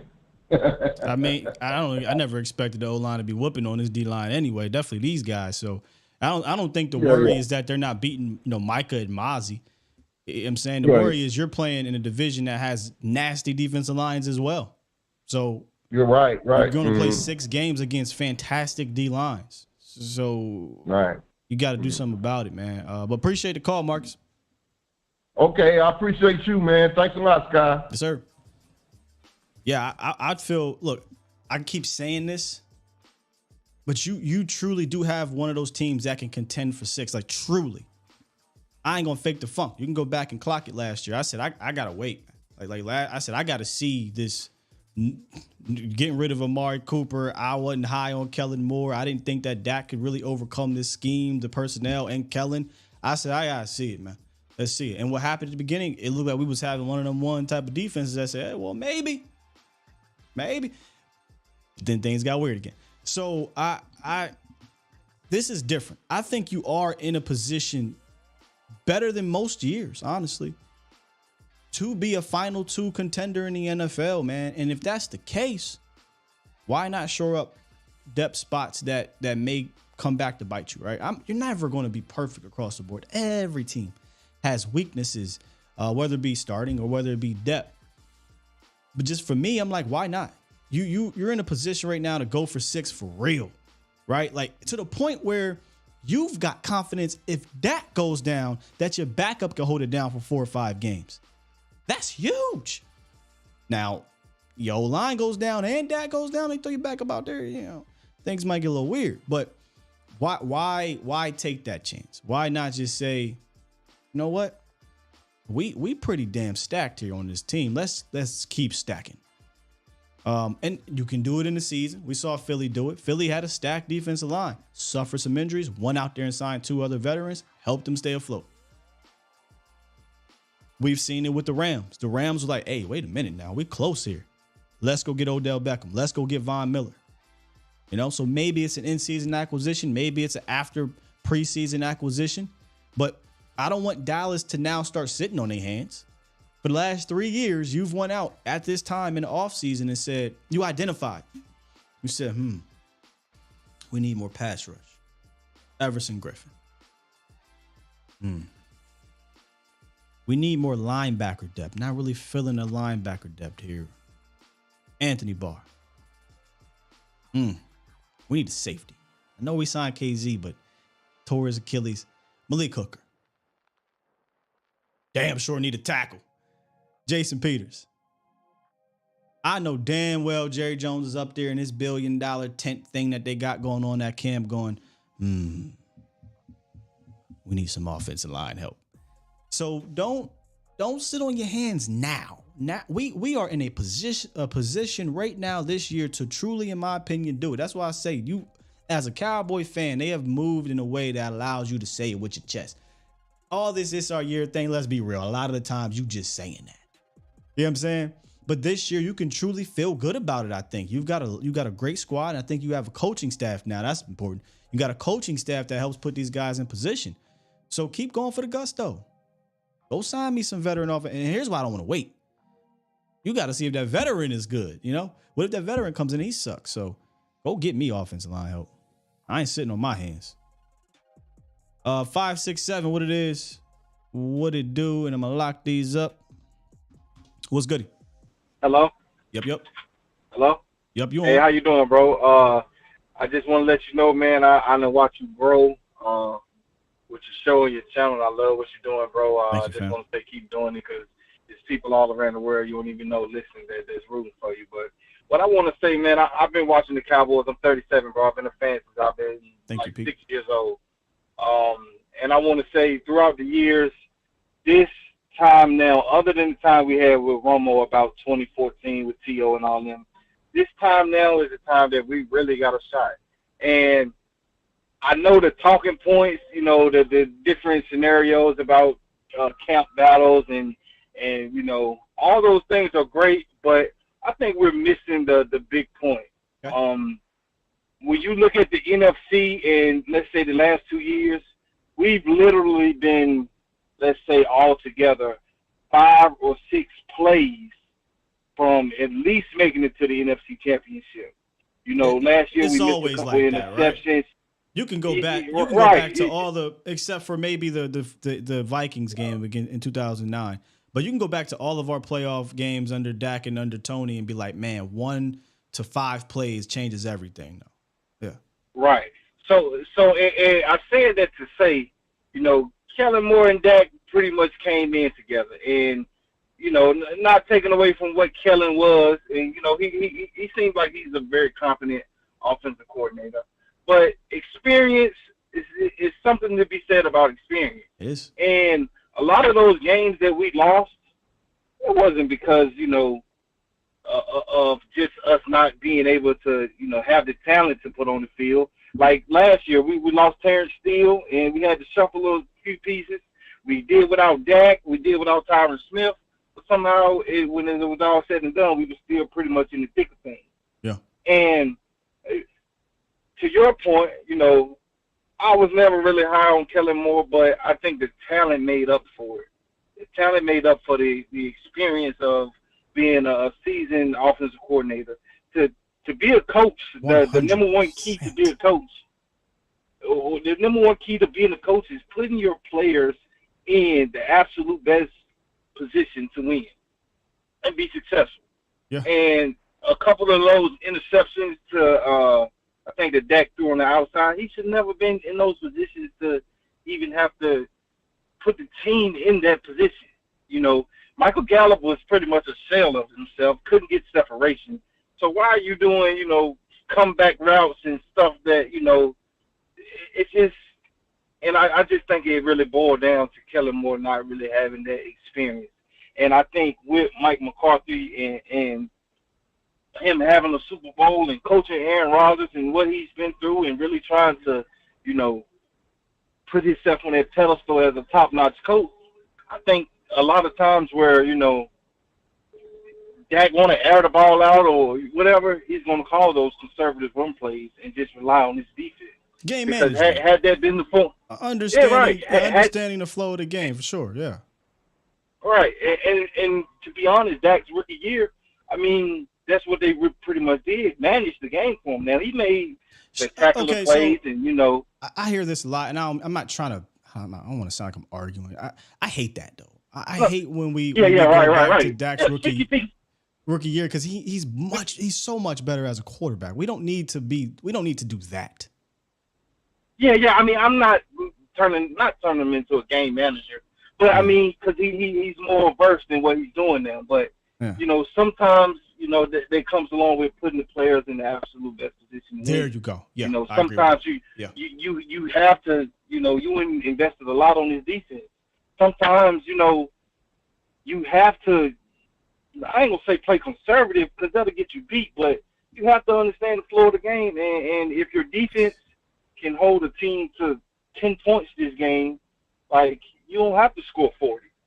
You know, I don't know. Let me expand it a little bit further. It's not about being conservative all the time. It's not about you know, look, I get it. If you know the defense is playing that great, that don't mean you run the ball 45 times.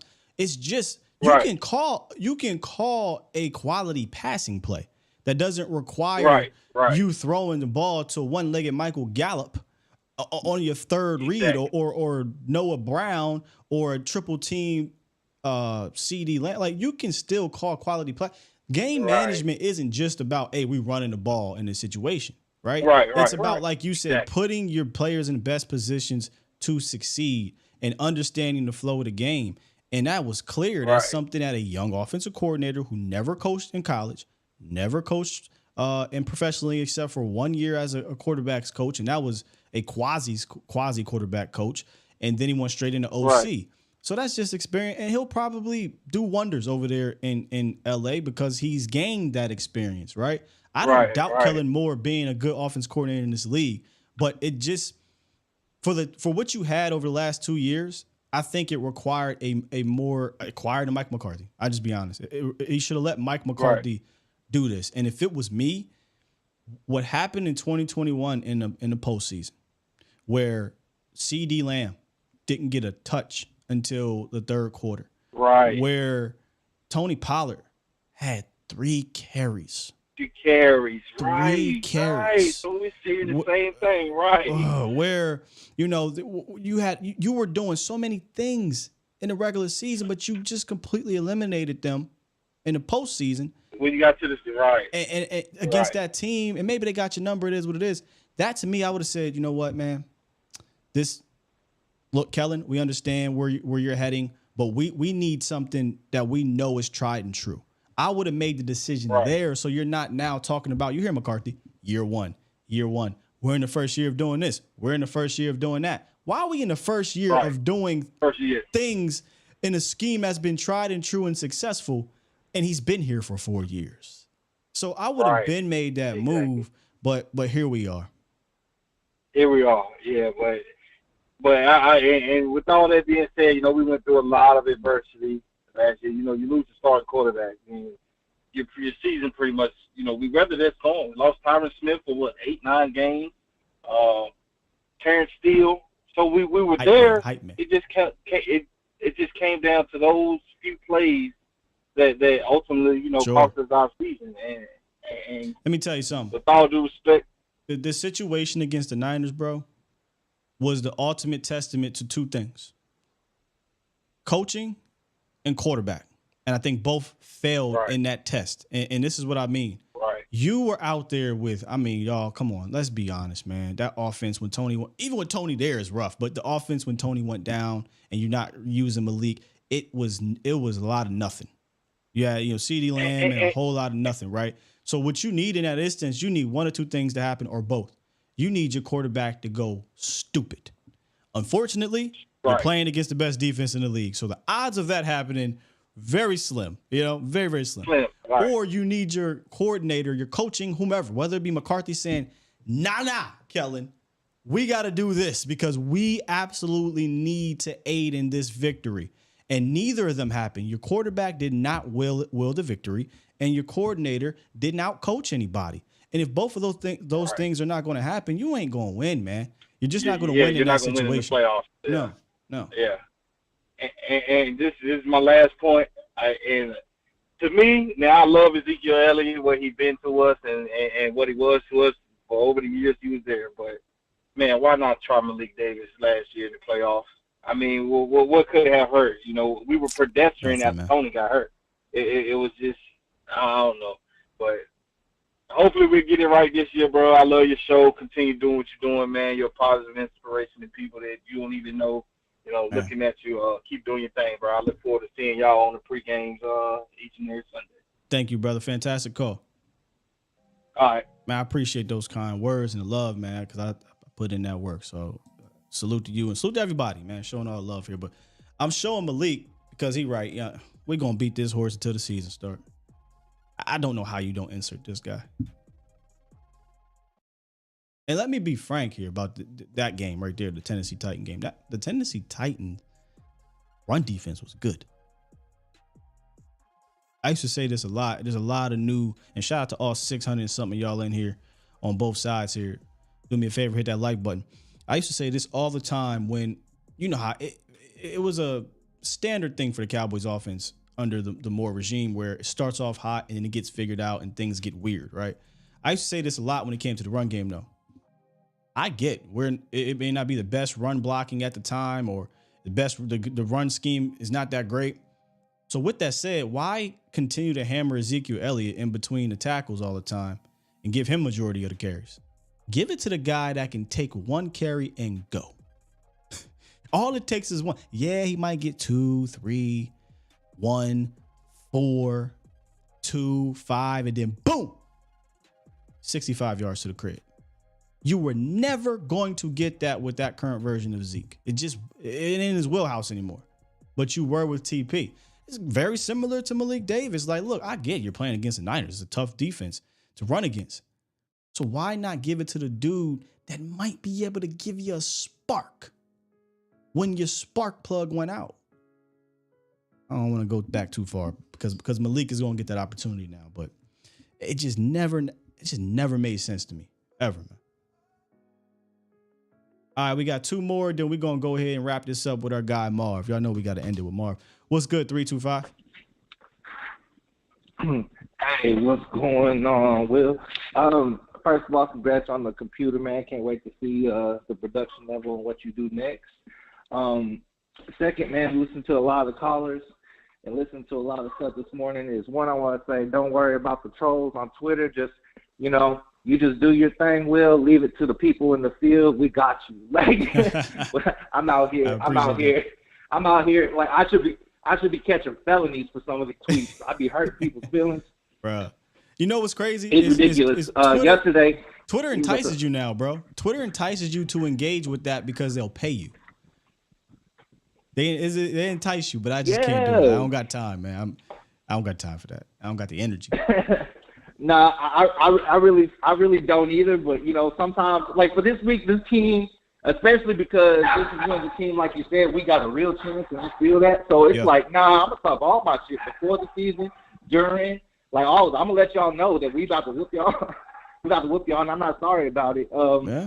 And so, I wanted to ask you about the tight end room, Will. I wanted to. Have you heard too much or any inside sources on John Stevens? Yeah, we talked about him yesterday. He's having a good camp, man. He's making big plays. He's using his length, his athleticism, and he's a guy. When we did the depth chart thing, do I still got this depth chart up? Sure do. When we did the depth chart thing, he was on there. My shocking, and again, look, if we're trying to put John Stevens on the roster, which right now at this moment, I don't think he makes the roster, but practice squad, I think he would low key be competing with Peyton, but Peyton Hendershot's probably gonna make the team. I'm just saying, Sean McEwen does things for you that John Stevens and Peyton Hendershot can't do, and that's be able to do some fullback things. And I don't think they're carrying a fullback. So, John Stevens has a good camp, bro. He is. And I can't wait to see him out there on Saturday. But he's a receiving tight end, likely not going to be a guy that you're going to count on a block, especially early on. And honestly, probably a guy they don't want to count on in general because he's not a tight end. He was a receiver converted to a tight end, so he is still learning the position. But I think this would be a great practice squad stash unless he goes nuclear in preseason and you got no choice but to carry him. So. Yeah, and so I just wanted to see that because whenever I was looking at things, Will, what I kind of noticed is that, all right, Kellen's out and now Mike McCarthy's coming in, right? Mm-hmm. Well, the offensive linemen that have looked a little bit better have been Asim Richards and like TJ Bass. We got tight ends, we got tight ends like John Stevens. We got late round receivers like Jalen Brooks. And it just seems like McCarthy knows what type of player is going to work in his system better than Kellen knew what was going on. Oh, for sure. It was Kellen's system. So Kellen, and I don't even think Kellen understood how to use everybody, to be completely honest. Again, he's a guy that has plays. He's not a guy that knew how to call them or put guys in the best position, in my opinion. And this is coming from people down there. So it ain't like this is just some random thing. But and also my opinion too, I should say. Yeah. But you hear McCarthy say, hey, man, I'm about players over plays. That was never the case with Kellen. Kellen was about my, I use air quotes, system over these players. Right. And the other thing is like, man, I'm not mistaken, but like, didn't San Francisco and Philly, didn't they lose their defensive coordinators? Philly lost over the last season. Yeah, Philly lost both coordinators. San Fran lost D'Amico. I'm glad to get him the hell up out of here because D'Amico was giving us problems, boy. Oh, for sure. I'm in Houston. They're like, yay, D'Amico. I'm like, yeah, get him away from the 49ers. Yeah, sure. Yeah. But the Niners got so much talent on the defensive side. I think they'll be good. Oh, they do. And so, I was just wondering, like, man, everybody is just counting us out for the NFC East. You have some people doing it on the talk shows or whatever, but I'm just like, do y'all not know Dak owns y'all? Like, he dropped 40 on them boys. Y'all had to switch DC, and now, like, you know what I'm saying? Like, and so when I was speaking on the Twitter violence yesterday, it was like 10 Eagle fans on me, so I dropped Sean Desai's stat of 26. Did you throw the hat? Did you throw the hat there? Last year. Oh, hey, I had to throw the hat and start skipping, Will. I had to throw the hat and start skipping. I was like, bro, I do this. They're like, oh, what do you – like, yeah. And I'm just like, bro, I'm from Texas. Like, if you're not even all district, you don't get to talk to me, player. Like, I've been on football. So what I dropped was Sean Desai's stats last year with Seattle, which was 26th in points and 25th in yards. So good luck with that. And, Cowboys, I think we're wrecking this year, Will, and it's going to be a great year for y'all to do content because I think we're going to get to talk our shit a lot. All right, man. Have a great morning, man, and God bless. Salute. Appreciate you. And hold it down on them streets, man. Them Twitter streets is crazy. Make sure you got your vest on. When the last time a division winner has repeated, y'all, in the NFC East? Trivia. Easy answer because they say it every damn year because it's been a long time. It's been a long time. When the last time a team in the NFC East has repeated as champion? Fool me once. Fool me twice. Fool me 3 times. Fool me 20 times? Bro, history just goes to show that is probably not going to happen.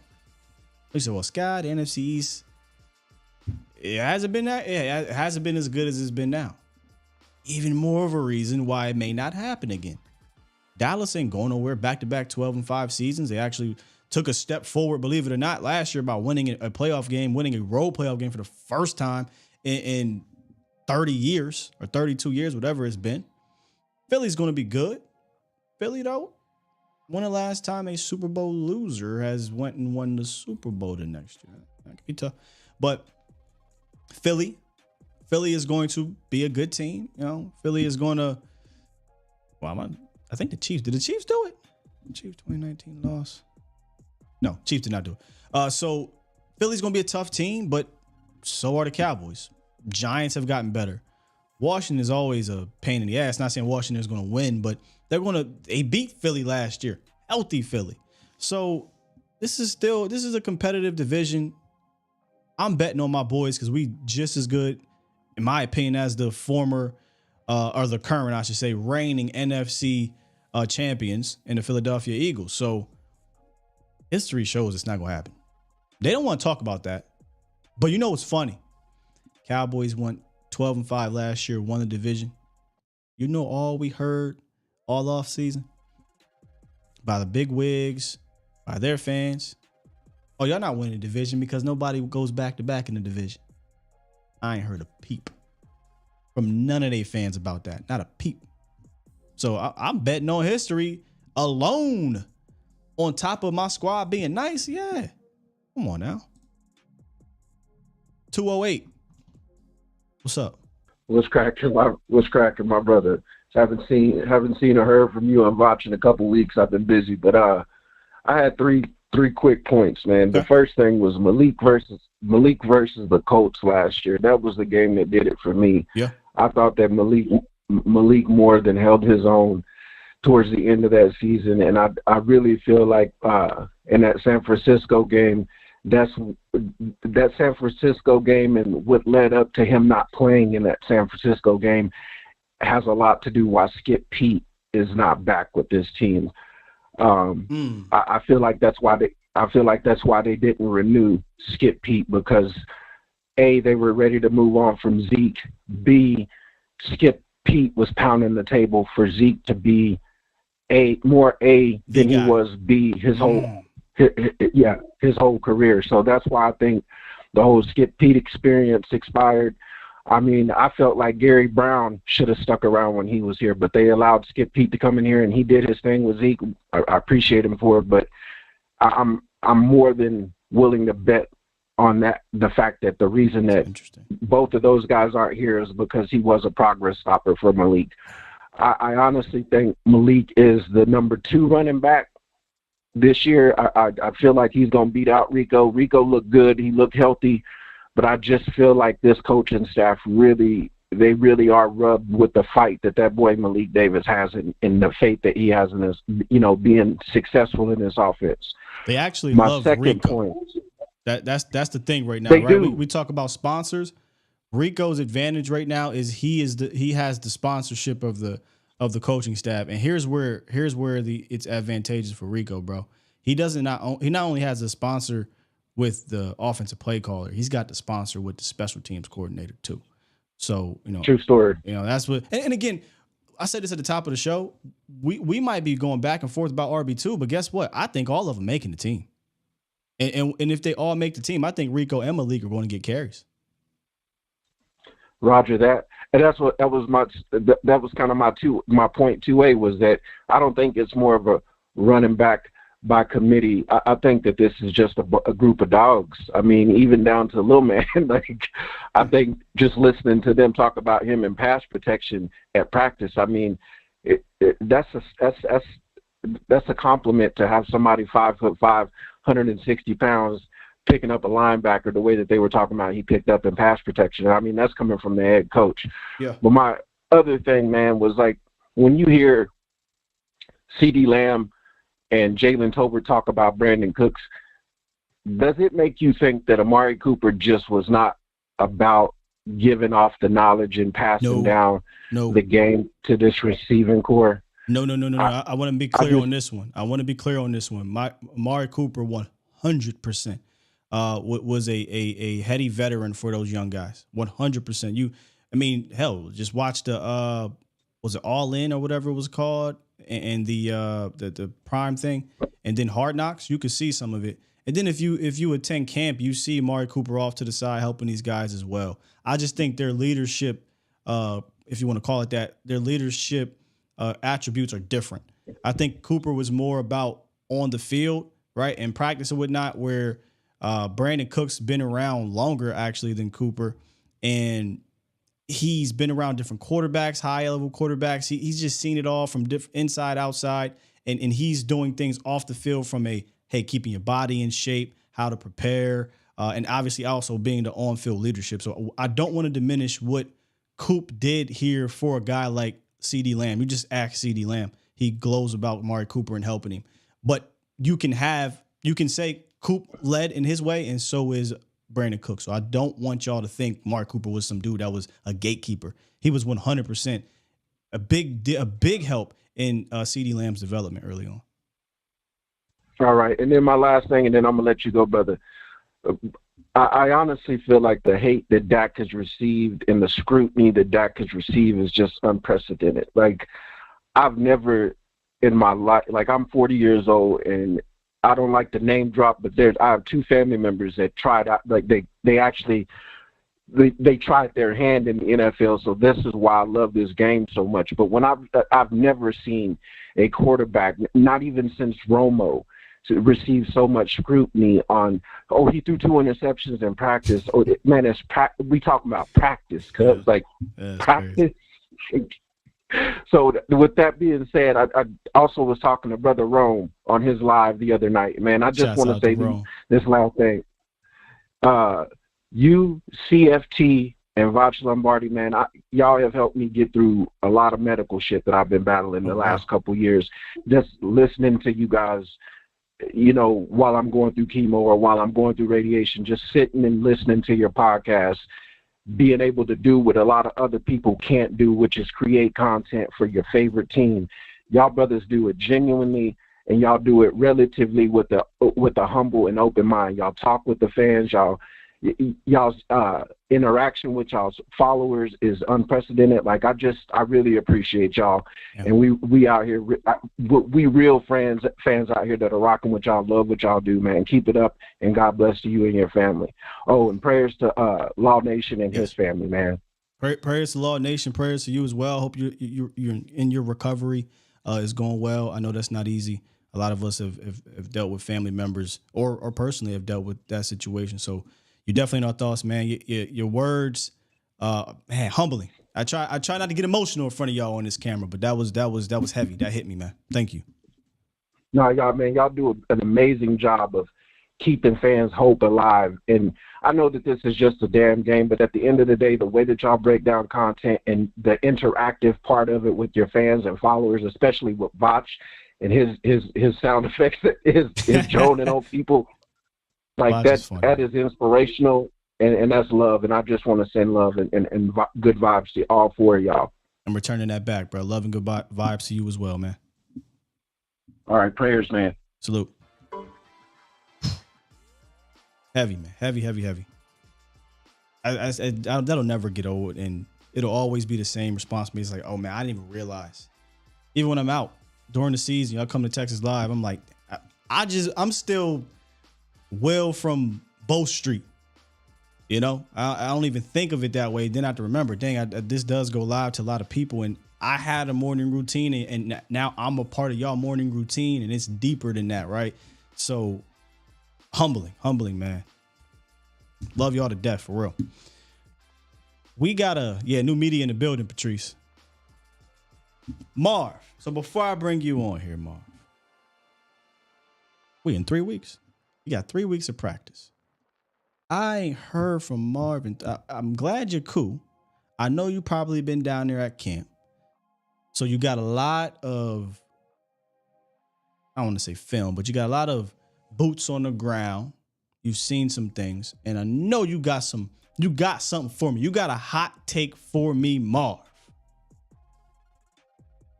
What's up with you, fam? I know you got something for me, man.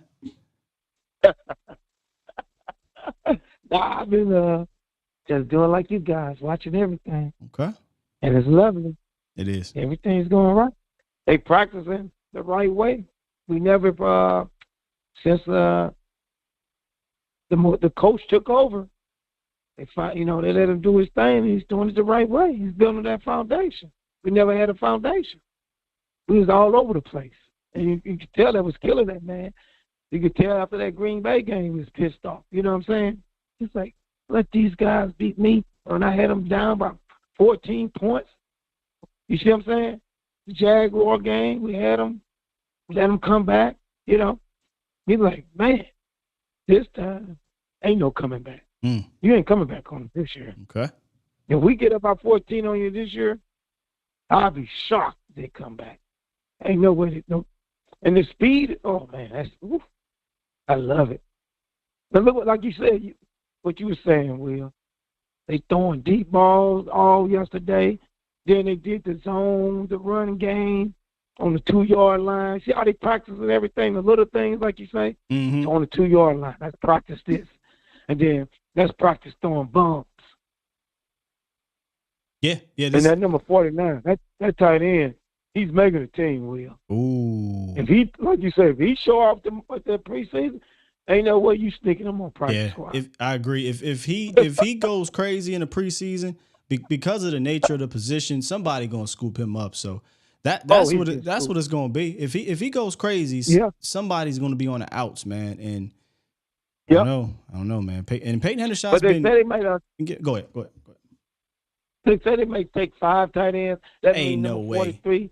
Ain't no way, bro. Well, 43 gonna make the team. The fullback, they're just going to practice squad. That's what it's gonna be right there. So between the fullback, yeah. So you talking about Lipke? Yeah. So he can't. So if he makes if he's on a practice squad, Marv, that means he didn't make the initial team.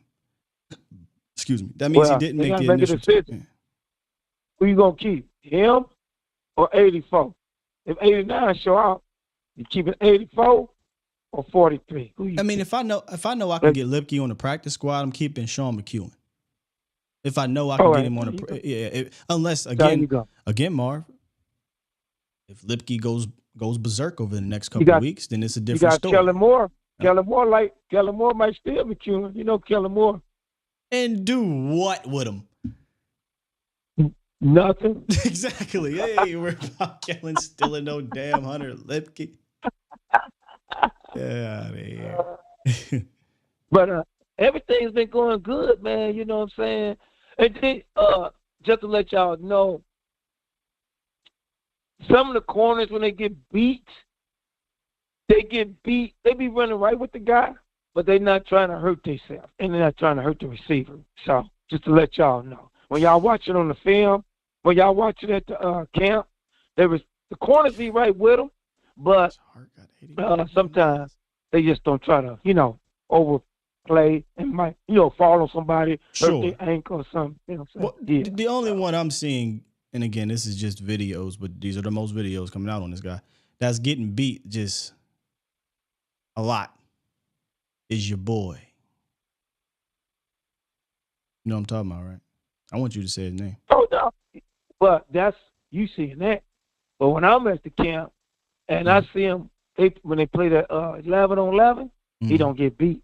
When everybody in the game, he be right with the guy.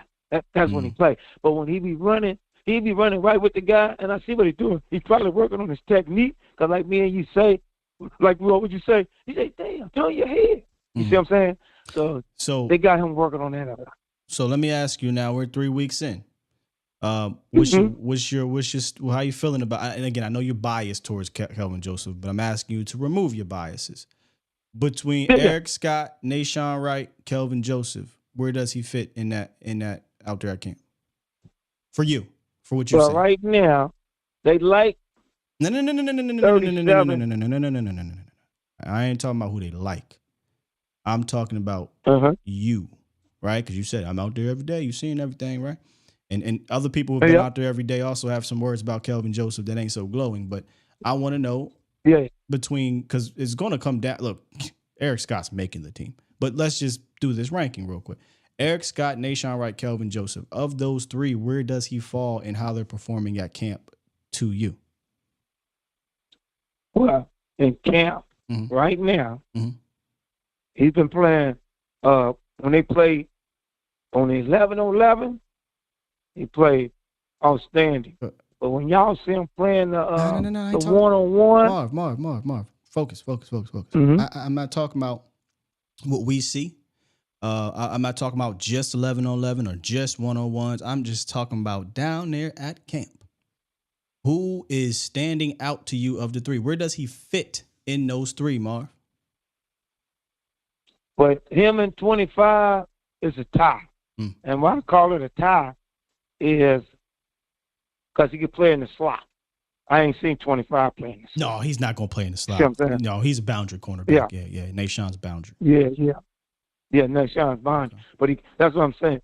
And the special team skills, when they be doing the special team, he be the first one down there. He be beating your boy 29 down there.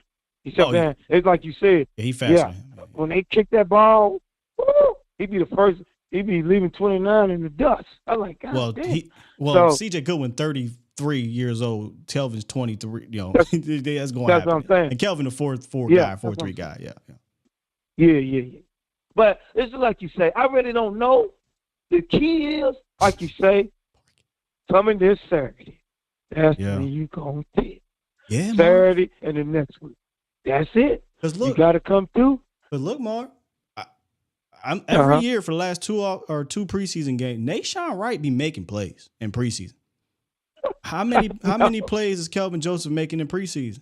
He ain't making them, right? And we talk about this on Vacha's show. There are people who are quietly doing this or that, and there are people who are making noise. Eric Scott, he's making noise. Nashawn Wright is making noise. What I need Kelvin to make some noise. That's it, right? Like you're going to get beat. Like everybody going to get beat. Both of those dudes got beat. Eric Scott got beat. Nashawn got beat. Trey got beat. But the difference is them other dudes is making plays that make noise. So I'm going to need KJ to make noise. And when he start making that noise, then you get real excited, man. But until he makes noise, it's like, look, Eric Scott's the guy. You know, Nashawn Wright, we can get on what was happening out there at cornerback too, but he was better than Kelvin Joseph last year. He was making some plays and some noise. So I just need Kelvin to start making some noise. He got to make, with all that talent, like you say. Yeah. And you made something interesting too. I was like, man, they might be right. I'm like, this guy ain't played that much. He just like, to me, he's like number 18. Who you talking about, brother? Kelvin Joseph. You know, 18 ain't when I was 18 ain't played that much. He just started playing how he was talking. You know, Kevin, he played at LSU one year, and then he played at Kentucky. And experience, you right. I was like, man, he might be.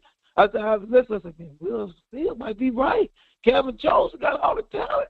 He ain't been out there that long. But bro, that was the concern coming out to me. I mean, red flags aside, right? Like red flags aside, the talent he has talent, but he did not. He played 15. I think it was 15. Somebody fact check me. I think he played 15 games, bro. That ain't enough. That's not enough. That's not enough. Yeah. So that's why they probably got patience with him. That's what saved him.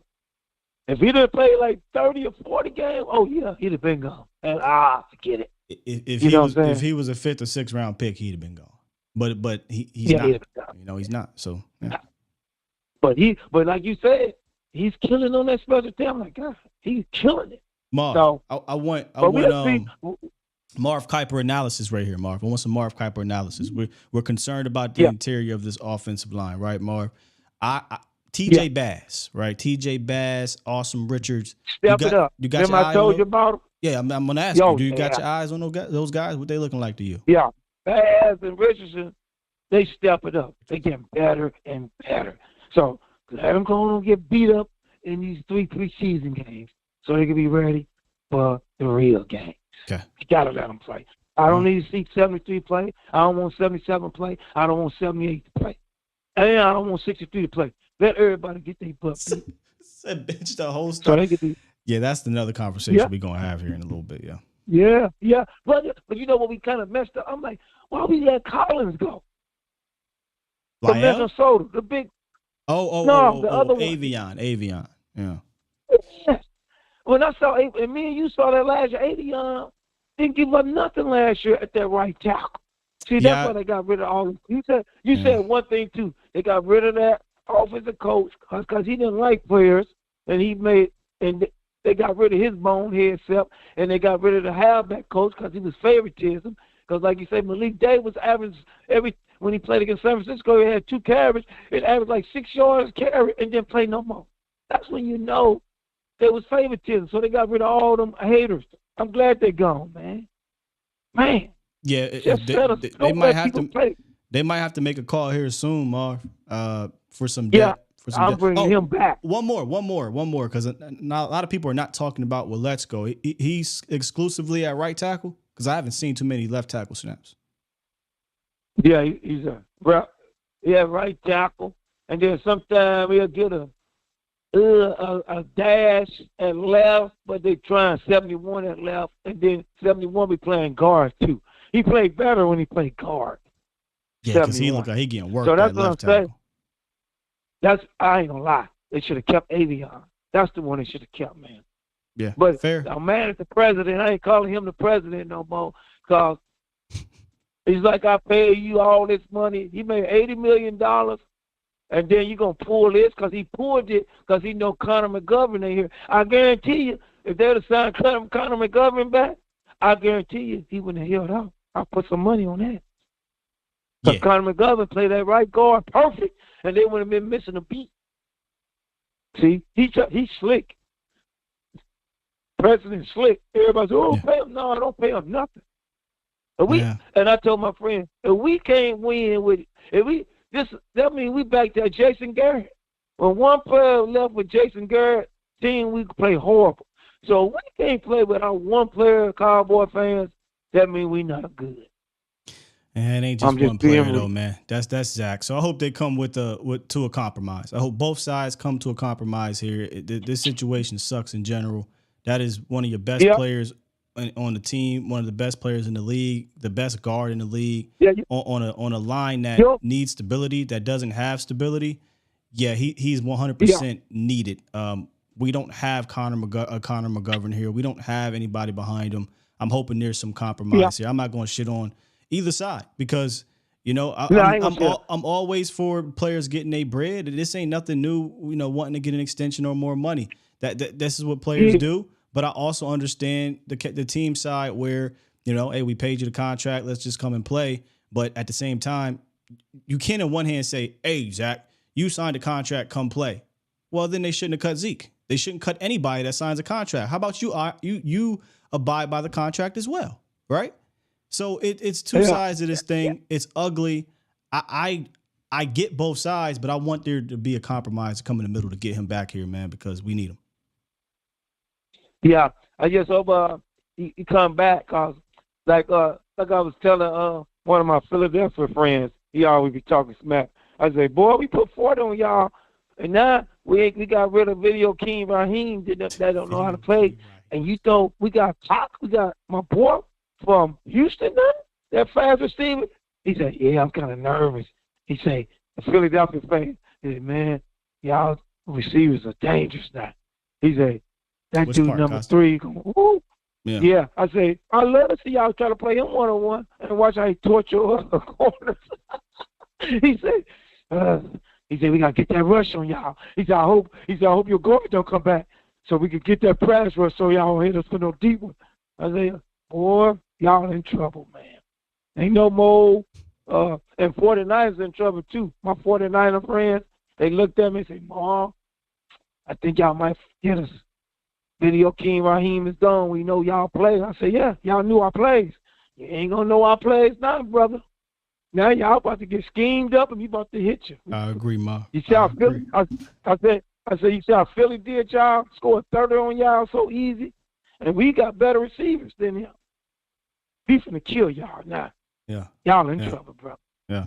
Hey, that 49er thing is gone. Yeah, man. Hey, Marv, appreciate the call, man, and our Marv Yes, Copper sir. Jr. update, brother. And salute to my boy Will. Salute, man. Salute. Hit them likes for my man. Yes, sir. Salute. Yes, sir. We finally got our Marv update down there, man. Let me get to these super chats in a second. So Cossack, I do want to entertain that because that's fair, right? Like again, I get both sides. I ain't trying to fight nobody. Like you signed a contract, you should honor it, right? Cossack said, they paid Zeke all his guaranteed money. He got you're talking about he got everything he agreed to. So same thing with Zach, bro. Zach's guarantees, if I'm not mistaken, are done after this year. So at any moment they can cut him and there's no money owed to him, right? So I get it. I get it from Zach's standpoint, 100%. But teams also don't honor the just because Zeke, and I'm not just talking about Zeke. This isn't just Zeke. I just use Zeke, right? But there are times where teams have cut players with guaranteed still available, 100%. That's happened countless times in the National Football League. So I don't think that argument of, he signed a deal, honor it, and that's just your basis of the argument. Well, teams don't honor those deals either. So I get it, man. I get it. Both sides. I get it. I just need them to come to a compromise. I'm never ever going to pretend to have all these damn answers. I'm not an agent. I don't care to be. I hate that we know these players' contracts because it takes away from the football aspect. But it is what it is. We know it now. So I need them to come to a compromise some way, somehow. And I need Jerry to shut the hell up. Shut up. He start talking again about this and he getting in depth too. Like remember I said, man, we gonna play this through the media. I'm not talking about this. Done. He is 100% negotiating through the media now. And we're back to the same old same when it comes to Cowboys and players. Like this is a holdout. It's ain't the first time, bruh. Zeke did it. D-Law did it. Now not this deep. Dez. I think Dez did it too. Now it wasn't this deep. Again, this is kind of one of the deeper ones. This is the deepest we've been in a holdout since the Zeke thing. So it sucks, man. It sucks. There's no winner here. Both sides are losing this situation, man. Dallas because we suffer without him. Zach because he's losing about $1 million is going to be at this damn point. So just come to a healthy compromise, man, and get Zach back out there. Like we need Zach. So you're saying no team, because Caustic said not true. You're saying no team has ever or had multiple cut players and haven't honored the full contract. I know for a fact that's a lie because I'm not just spitting this out. I've spoken with people inside these walls. So that is 100% false. I'm not saying every team does or every person's contract is honored, but there are contracts where teams say, hey, man, you're not good enough. It's not worth it. You're gone. Or maybe we not filling you off field. You're gone. Like that has happened. That's just the nature of the beast. So what you're saying is not true. So and we can I'll try to bring on a guy. I forget the dude's name.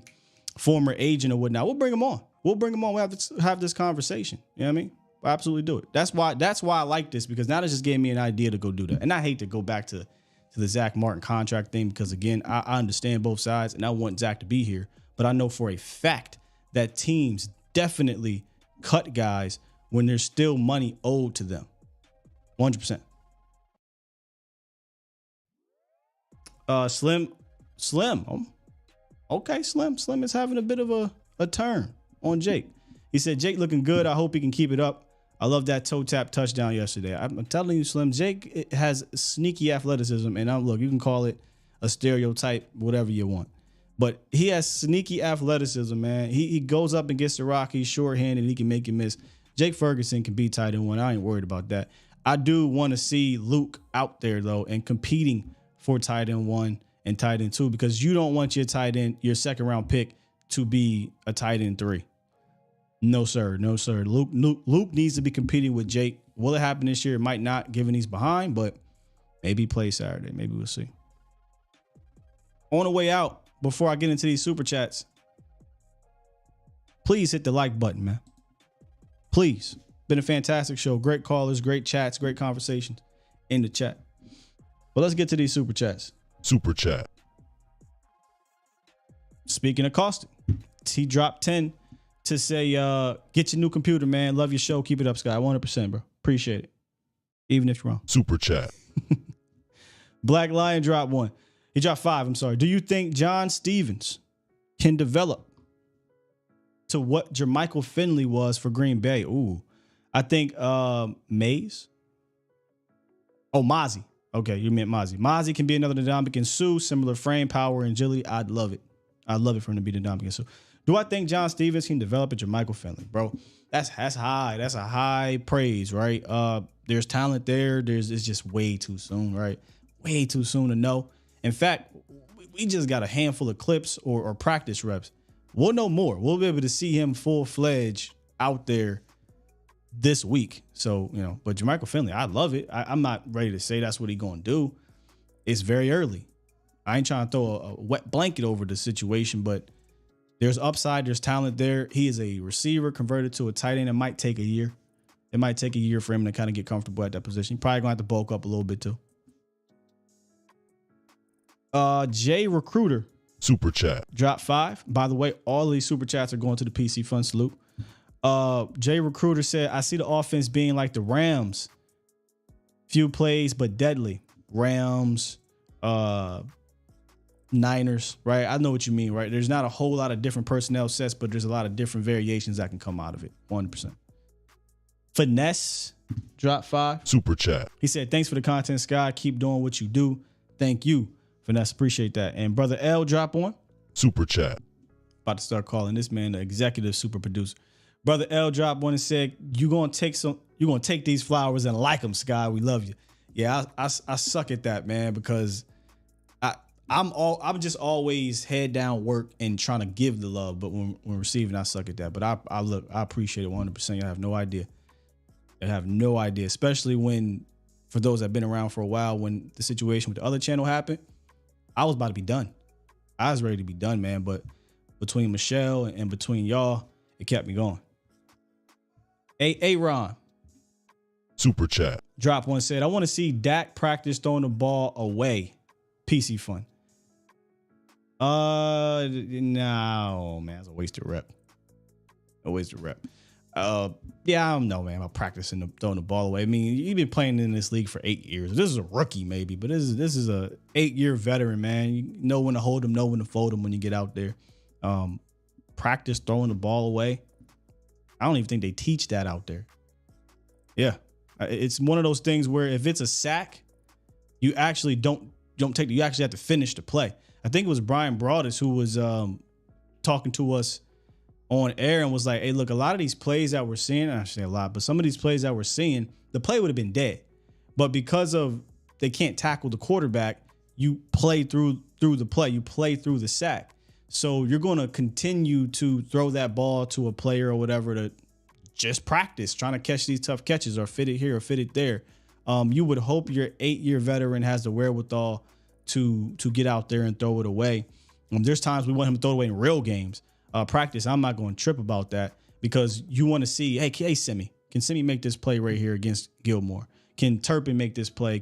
If I do elude this sack and this guy's open, I need them to finish the play. It's much like when a dude catches the rock and it's a tackle, they still have the guys running to the end zone. So I'm on the opposite side there. I don't want to waste that rep, especially if my guy worked the guy out here on the outside. And yeah, Mike might have beat me in 2 seconds, but my man's open. I'm still going to throw that because in the game, if it's blocked up, I can get it there. If I throw it away, I feel like it's a wasted rep as well. That's all I'm saying. And then Dwayne dropped super chat 10 and just support, man. Appreciate you, Dwayne.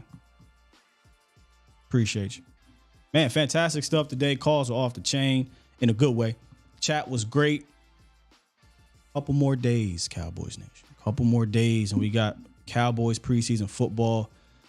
I'll have some all 22 film for you, hopefully Tuesday. I don't know if we're going to get into like the tape Tuesday stuff because it's preseason. They're not going to show too much in preseason, but we might, man. Knowing me, I miss just dissecting the team in that manner. So we might, but once we get that all 22, bro, woo, we diving in. We're going to have fun with it. Sect of the Nazareth. Did I get that right? We just going to call you Sect. Super chat. He dropped some and said, you and Vach have put together the funniest moments. Oh, you and Vach have to put together a funniest moments video compilation. So we're willing to actually pay somebody to do it because we just don't even remember or know where it is. So anybody open to do it, hit me up. Hit me up, man. But we definitely want to put together a compilation. In fact, I believe, and this is, now I'm going behind the curtains here, but I believe the volume is actually putting together not the funniest moments, but they're putting together a highlight reel for something else. Because if this goes down, Cowboys Nation, what we're going to be doing over there this season, nothing like it, man. I mean, there already is nothing like it, but when I say we working to make it even better, it's not just some little minute small thing. There's some big things in the works over there, and if this comes through, it's gonna be amazing, man. It's gonna be amazing. All right, we in super duper overtime, so I'm gonna go ahead and press this button, get up out of here, and then I'll be back later. Vosh Lombardi live, 3:15. Mo will be on later tonight, A to Z Sports Prime Time. Make sure y'all hit up A to Z sportsdallas.com.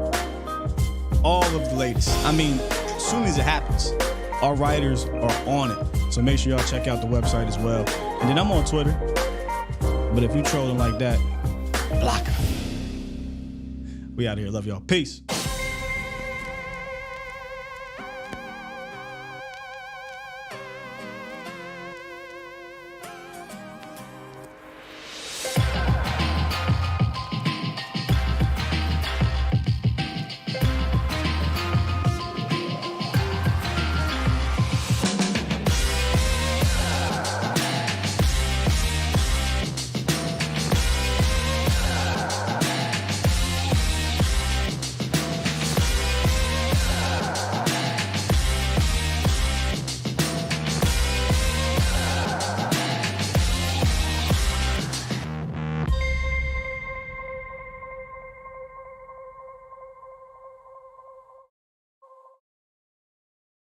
Bomb Squad!